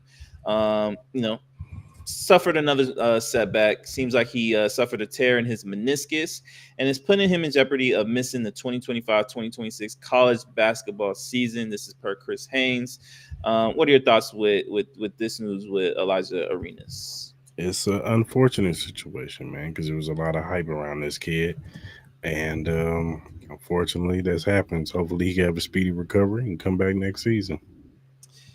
Yeah, man. Praise to Elijah, man. I know he's been through a lot this year, man, with the car accident. Now this, man, we were all looking forward to seeing you play. I think you're a hell of a talent. I think you definitely have the capabilities to be in the top 10 draft pick. So hopefully, the bounce back will be really grand, man. We're looking forward to your bounce back. Hopefully you can play this year. Hopefully. Next up, Kurt Benkart. He is one of the guys that's been promoting college football 26. He used to be a quarterback for Virginia and a quarterback for the Green Bay Packers. So he's been promoting college football 26. And, there's been a lot of conversations about how people feel about the new college football game. He made a tweet that has received a lot of reaction. He said, the people mad about college football 26 are the ones that want to sit in their same 2-3 defenses with the same adjustments all game long. You ask for more realism and you got it. Everything has a counter and there's not one way to play the game now. Got to learn more ball. What is your thoughts with this gentleman's comments about college football 26? Respectfully, he can kick rocks. That's what he can do. Like my man Rock said, he could turn that some bitch sideways and stick it straight up. You know where? Yeah. Because I ain't trying to hear that. Ain't nothing real about this damn game. The offensive line is horrible. Yeah. Yeah. These linebackers have hands like gold. Everybody ain't picking the ball up like that, man. Yeah. Yeah. It's getting ridiculous, man. It's a bad game. It's a bad game. If you can look at my tweets and see it. And then we also have breaking news. Cris has finally accepted the match between me. We will do it Monday unless he changes his mind. We're gonna play it. Oh, okay. We're gonna jump on the sticks and we'll get this over with. So we will remind y'all on Monday. We will tell you what Twitch channel y'all can look at that and watch Cris get his butt whooped because he's been running away from it. So shout out to Cris for accepting it. He was about to get hell no the week next week. Next up, Colin Cowherd has made a prediction that said this is the worst kept secret in the South. He connects the dots between the Cleveland Browns, Arch Manning, and Nick Saban, all coming together in 2026. So, what are your thoughts about Colin Cowherd's comments about the Cleveland Browns, Arch Manning, and Nick Saban potentially all partnering up in the next year or two? Well, first of all, you got to predict that the Cleveland Browns are going to have a first-round pick to get Arch Manning. And that's not guaranteed, especially with the Saints sitting out there. Mm-hmm. Sometimes Colin just go out the window. It's already bad enough that you got Jason McIntyre on your show. Yeah, it's bad. That's bad. He's terrible, bro. I can't stand him. His hot takes and mess that he be talking about. But sometimes Colin be off the wall with his stuff. So I don't know. What would you make of that if it were true? What would you make of that combination? Could you see Nick Saban coming out of retirement to coach NFL? I don't know. Because now you already was mad enough because you had to pay the college kids. Now you got grown men. You already dealt with this and you tucked tail and ran last time. That's true. Yeah, you tucked tail and ran because the men wasn't listening to you like they was in Alabama. And then once Alabama, they start doing pay for play, them kids is kind of looking at Nick Saban like, look, bro, the check is clear. Mm-hmm. I can give a damn. But you can do all that yelling you want to. Guess what? I'm playing on Saturday. Yeah. Yeah, we'll see what happens, man. We'll see what happens. Colin Cowherd. So it's not the first time he says some crazy stuff like that, but we'll see. We'll see. I personally think that Deion's responsible for Nick Saban leaving. For Nick Saban leaving? Mm-hmm. Why? Because once he couldn't get to Travis Hunter, he went to Jackson State. What? Yeah, Nick Saban, man. This is Alabama. You going where? Yeah. Yeah. Hey, if Nick Saban really wants to see how great he is, hey, go turn over Grambling or something. Go turn over Southern University or something like that. Nah, he ain't doing that. He retired. Next up, seems like we have a new #1 app on the App Store that's gaining some heat. The app is called T. T is a woman-only app where users anonymously share info and warnings about men to spot red flags and get feedback. What is your thoughts with this new app? What is your thoughts Stupid. of it It's growing dumb. to number 1? Stupid. It's a bunch of mess. Why do we need to know this information? Hey, it's popping right now. You know, the T app is going crazy. Yeah, I saw a homie on Facebook talking about, oh, I can't get in, only the women. I'm like, you sound crazy. How do you like? How do they know? Like, how would they know? Like, can't you just hit I'm a female or something like that? Or you got to drop a DNA test. Like, what we got to do? I don't know, man. But Nah, they probably got to take a picture or something. All right. Did you get my text? About before I say this next thing, or did you have it? Oh no. Go ahead. I got that. Yeah. Okay. All right. So next up, it seems like breaking news. ESPN is reportedly nearing a deal to acquire the iconic show NFL Red Zone and the NFL Network. The deal is rumored to be worth over $2 billion. This is via the New York Times. What is your thoughts with this? And do you think ESPN will ruin it, make it better? And how long do you think Stephen A. Smith takes before he's on Red Zone doing Chris Hansen's job? He better not take Chris Hansen's job. I will stop watching because I don't want to hear him talking about no damn footballs. We're going to the shut up. Yeah. Where Chris Hansen at, man? Yeah. As far as the whole ESPN thing, though, well, I don't know. It's gonna be a different feel, and they're probably gonna put some new people in the NFL Network. So we'll see about that one. I mean, you already got NFL Live, so now you're gonna get NFL Network, and that's what's gonna happen. They're gonna merge it.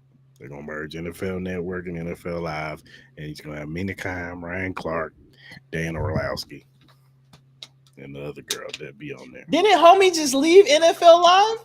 What's my man's name? White boy? Who, Peter Schrager? Yeah, didn't he just leave? So he must have known. He must have knew. He must have known, hey, let me go to ESPN, get situated and stuff like that. Because honestly, I feel like they would kind of use that to fill in their 2:00 slot. And then I would assume, I don't know how much longer PTI is going to be going on, especially with those gentlemen.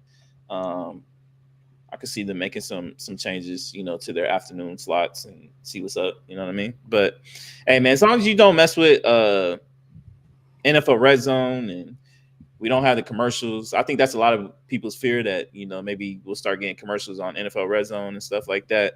Hopefully that's not the case, but ESPN, man, they'll probably put Kendrick Perkins on there or something for all we know. It's gonna happen. So. All right, a couple more.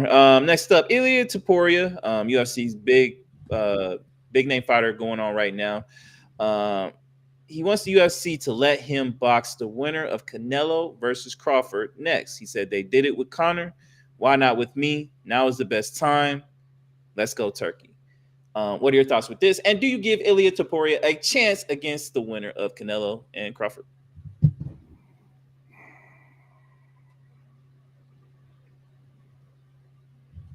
What are we doing? What are we doing, man? Yeah. I don't want to see that. I don't know.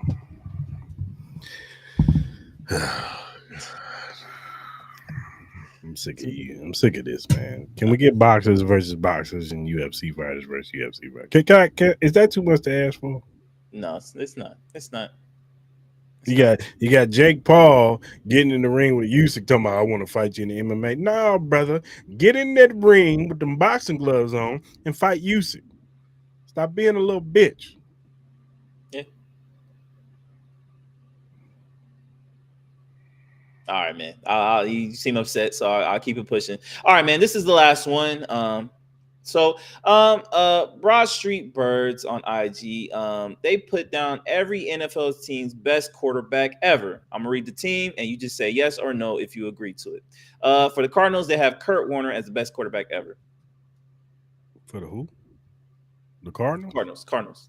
Yeah. For the Falcons, Matt Ryan. No. Who would you have? Michael Vick. Mike Vick. For the Ravens, Lamar Jackson. Yeah. For the Bills, Jim Kelly. Yes. For the Panthers, Cam Newton. Yes. For the Bears, Jim McMahon. That's terrible. Bengals, Ken Anderson. No. The Browns, Otto Graham.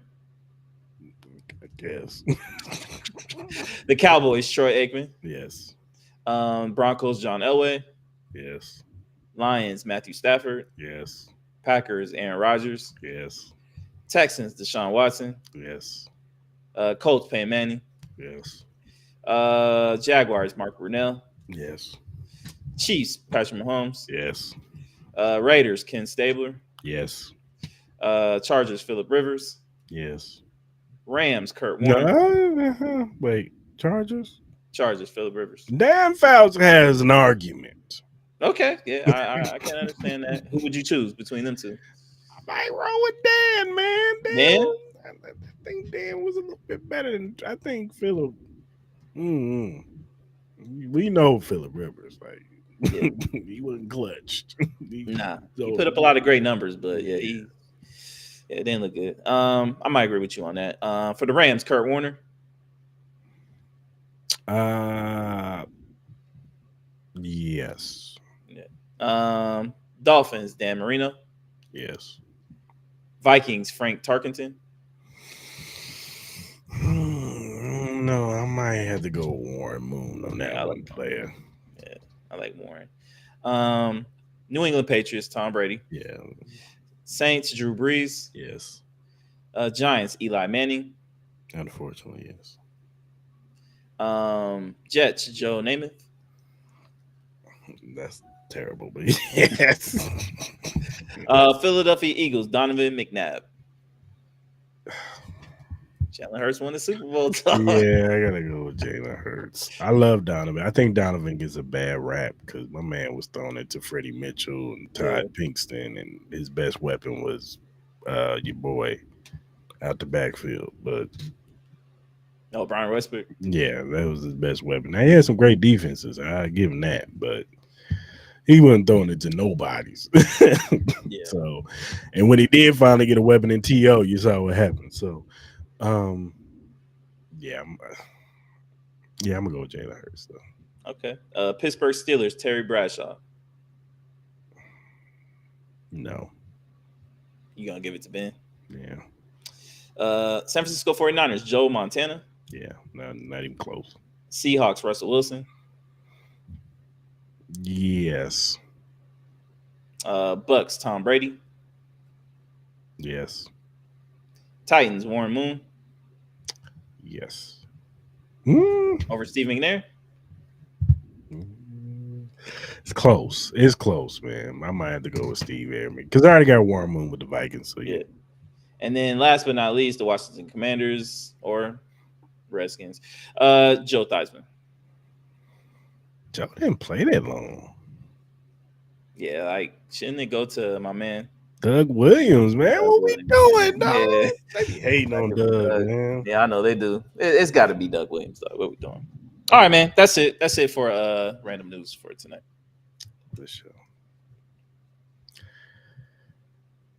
Talk a little Manny Pacquiao. Okay. Now there are news out there that he has 3 opponents lined up. And we all heard about the rematch with Floyd Mayweather, but there is also a rumor of him fighting either Tank or Rolly Romero, and looks like Rolly Romero might be in the lead. How do you feel about these opponents? Do you think he could beat Rolly? I think he can beat Rolly. I think Rolly looked good his last fight. Mm-hmm. At the end of the day, with Tank, I want him to fight Roach. He has to fight Roach, especially after that performance. I don't want to see. I'm be honest with you. I don't want to see Tank. I don't want to see Tank fight Shakur right now. I want to see him fight Roach. That's who I want Tank to fight. Yeah. I want the Shakur Tank fight, but he needs to answer for what happened with Roach. So as far as like Manny Pacquiao, I would probably say Rolly will probably be the better opponent to probably be more interesting. Mario Barrios is on that list too. The rematch. Doing Mario Barrios. I would rather see a Rolly fight. I think it would just be an interesting fight.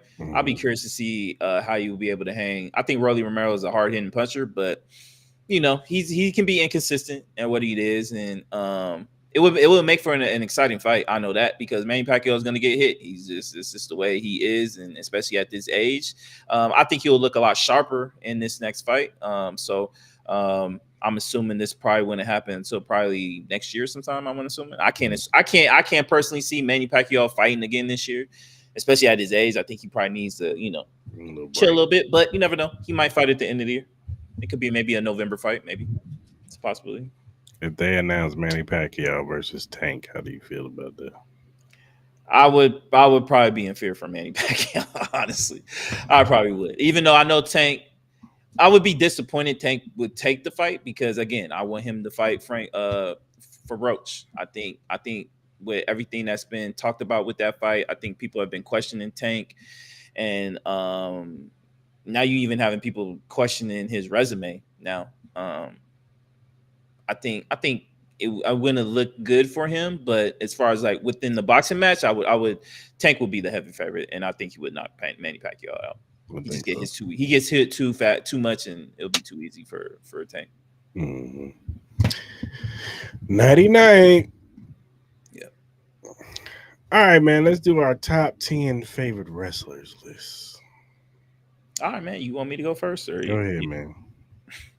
All right, man. So remember, this is a personal. This isn't like the greatest of all time or nothing like that. This is just our first personal favorite wrestlers that we love to watch when we were younger, currently, or whatever the case may be. So number one for me is The Rock. I think The Rock was probably my personal favorite. I think charismatic wrestling, some of the iconic matches that he's had.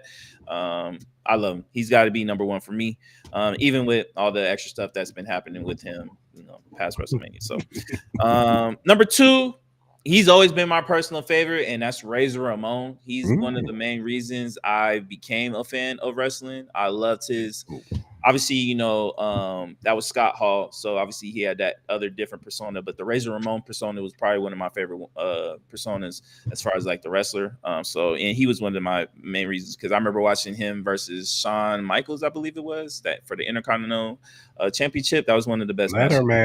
Yeah, that was one of the best matches I've ever watched.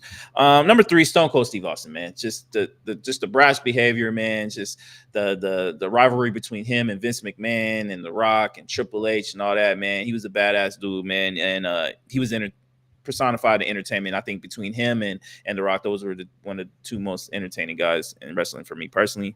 Number four, Rob Van Dam, man. Rob Van Dam was my guy. You know what I mean? I used to watch a lot of him in ECW. Then when he came to WWF at the time, WWE now, it was a really exciting time. But ECW, Rob Van Dam was one of the best, me personally. Number five, look, I know it's not one person. I put them as a group and put them as one. And that's the Dudley Boys. I love watching the Dudley Boys, man. I really do. I know it's not specific one wrestler, but them together, they're very entertaining, especially when they kept power slamming chicks through the goddamn tables. Aunt May, that shit was hilarious. So I got to give it to Dudley Boys. Number six, I'm going with The Undertaker, man. Undertaker, he's very iconic. I know a lot of people probably have him higher on their list, but I think The Undertaker is easily in the top 10. Just the whole aura of him, and he has some of the most iconic entrances of all time. Some of the, he had probably the best Hell in a Cell match with Mankind. Honestly, especially seeing him getting thrown off. So I got The Undertaker right there. Number seven, I go to Eddie Guerrero. Rest in peace to Eddie. I think Eddie was a pioneer, especially for Mexican wrestlers for sure. So shout out to him. Number eight, Booker T. Come on, man. Spin a Rooney, bro. What we talking about, man? Harlem Heat. Very dope. Number nine, I went with Sting. And then number 10, I went with Shawn Michaels, man. Shawn Michaels was one of my favorite guys to watch too. All right, man. I'm gonna start from the bottom. I got an honorable mention on my list. I'm gonna go with Rey Mysterio. I just think he's the greatest lucha libre ever to do Absolutely. it, and what he brought to the game, being the size that he is, and to be in there with some of the biggest guys in there and still put on great matches. You got to put Rey Mysterio somewhere on there. Number 10, I got Randy Orton. For that man to go through the pretty boy persona, the young pretty boy persona, and evolution to now the Viper, with the Legend Killer, to the Viper, to now his persona is still going strong. I got to put Randy. He's one of my personal favorites. I used to love his feud with John Cena, with Edge, that whole ruthless aggression era. He was the king. He's one of the top dudes in that. So got to go with Randy. Number 9, I'm gonna go with Booker T. Not just for his WWE run, but for his WCW run when he, of course, he was probably one of the greatest tag teams in Harlem Heat. But when he went solo, he was one of the best TV champions. He used to have some great matches with Mr. Benoit. Then he won the world title, and he was one of the greatest world WCW champions. And then he came to WWE, did his thing over there. Should have beat Triple H for the WWE title, but was a story for another day. But yeah, I got to roll Booker T. Number 8, AJ Styles. AJ Styles is instrumental he is the main pillar of TNA. TNA at one time was challenging WWE, and they were the new thing, just how AEW is right now. They were the new thing. They had their own thing with the 6-sided ring, and he was a cog in that. His matches with Samoa Joe, Christopher Daniels for the X Division Championship, for the World Championship, like AJ Styles, and he's still going to this day. Still, even his WWE, he beat John Cena legit. Not no foolishness. He beat him legit. So AJ Styles. Samoa Joe's my next guy at number 7. I just love Samoa Joe. My man is just, he could talk on the mic. He could wrestle. He's a technician. He beat the hell out of you.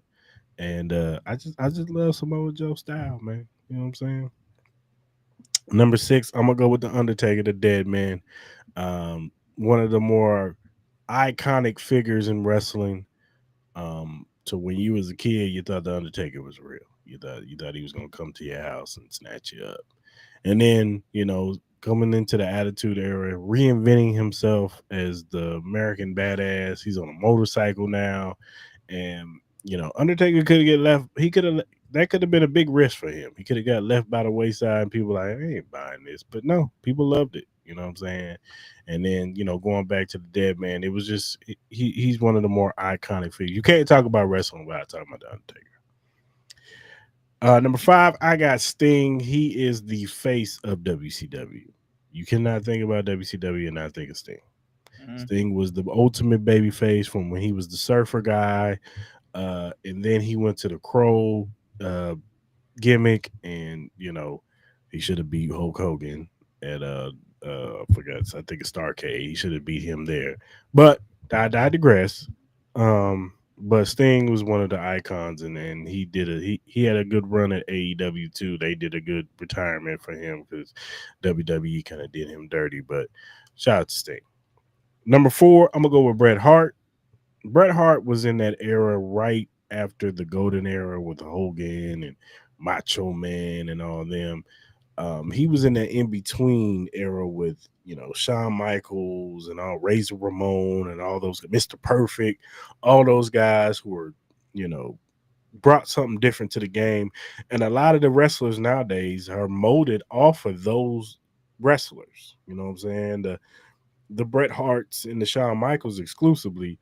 A lot of the wrestlers nowadays have a lot of their style. You know what I'm saying? And they ain't, you see all kinds of people have the iteration of the sharpshooter, and he's just one of the greatest technicians in the game, and he was one of the biggest babyface. Even when he turned heel, he was good at being a heel too. So number 3, Eddie Guerrero, lying, stealing, cheating. Eddie Guerrero, he could be heel, he could be a face. He puts on great matches from WCW to WWE. He was one of the better world champions. He put on great matches with Brock Lesnar, Kurt Angle, like you name it, he ran the gauntlet. And Eddie Guerrero is one of the greatest, Latin wrestlers of all time. Number 2, I got to roll with Stone Cold Steve Austin. You can't think about the Attitude Era without Stone Cold Steve Austin. And he was part of the cog of ushering in that era of wrestling. What people consider the greatest era of wrestling is the Attitude Era.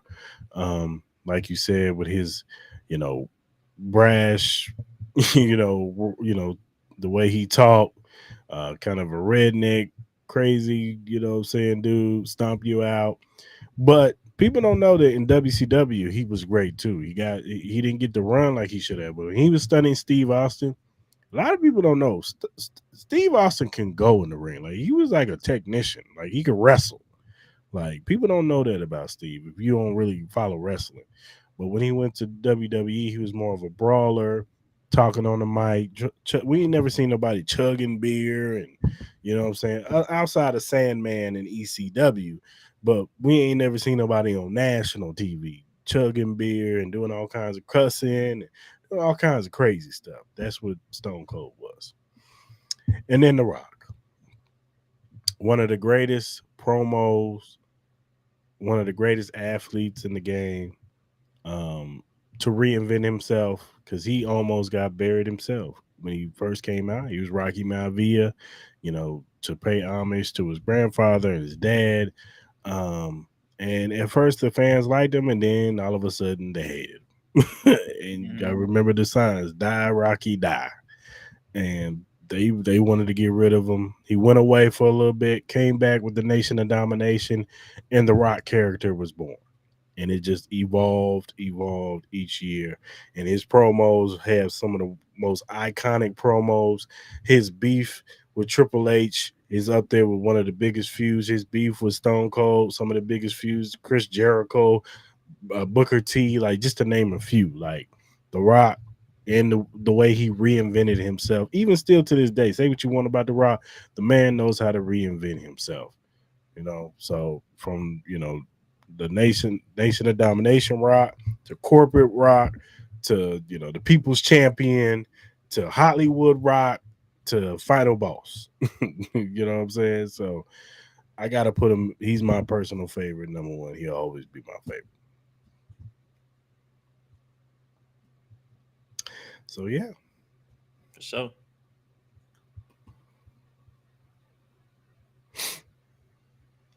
did you know that it's Triple H is the reason why Stone Cold is where he's at to this day, or how he became Stone Cold Steve Austin? So I don't know if you know about the curtain call, because back in the day they call it kayfabe. So you can't, when you break kayfabe, that means that you're showing your real self. So like back in the day, the Undertaker couldn't just walk around breakily. He had to be the Undertaker wherever he went, airport, wherever.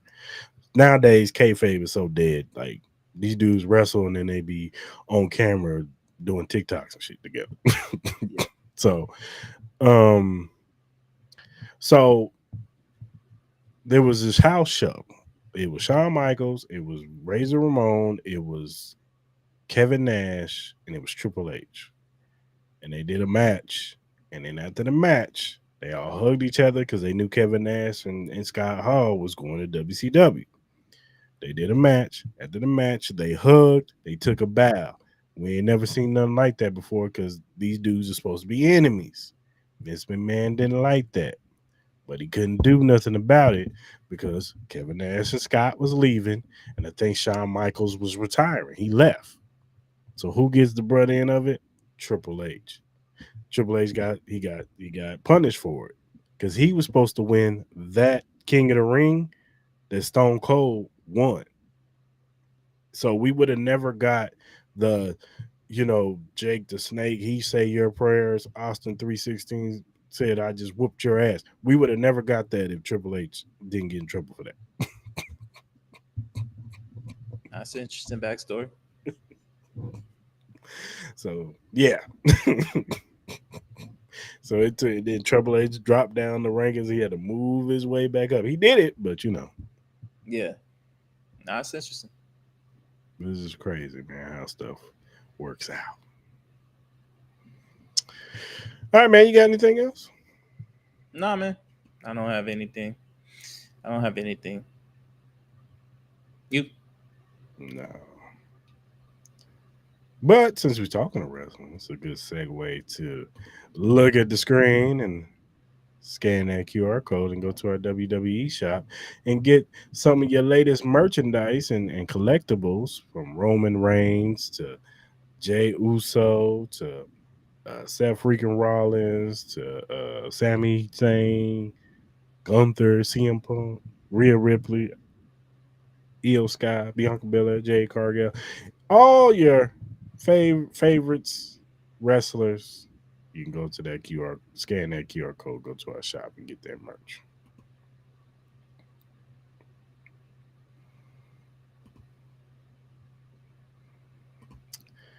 If you want to donate to the Chris Mall Podcast, you can donate to our Cash App, Chris Mall Podcast. We'll greatly appreciate anything that you donate to us. And whatever streaming platform that you use to listen to your podcast, Spotify, Apple, Google, Amazon, iHeartRadio, we are available on there. Also, if you're first time watching on YouTube, hit that like button, that subscribe button, that notification button. So when we go live on Mondays at 10 a.m. Pacific Standard Time, or Wednesdays 9-ish Pacific Standard Time, p.m., you can jump in the lives. You can talk about these topics. You can give us your opinion on some of these topics, from the NFL news that we gave, the Cam Newton stuff, the boxing news, the random news from all, like whatever you see on our docket that you want to comment on. Agree, disagree, we want to hear from you. Just come respectful. That's all we ask. Right. Whatever social media platform you use, whether it be X, Instagram, Facebook, TikTok, Threads, Twitch, whatever you use to do your social media, Chris Style Mall is available at Chris Style and Mall. We'll follow you back because we're just some regular guys who like to talk sports, music, movies, and all kinds of various other things. If you have critiques or feedback, or you have a question or topic that you want us to bring up, and we like said topic or question, we'll bring it up. We'll shout you out because we want to show love to those who show love to us. So go ahead and hit us up via DM, email, or our mentions. All right, good people. Until Monday, hope you guys have a good rest of your week. Be safe out there. All y'all that's in Vegas, Beyonce's in town. Be safe for Beyonce. Huh? I know you ladies is waiting for that. So, hey, some of you fellas might go to try to catch you one. I ain't mad at you, man. Nah, yeah. But until Monday, hope you guys have a good rest of your week. We out.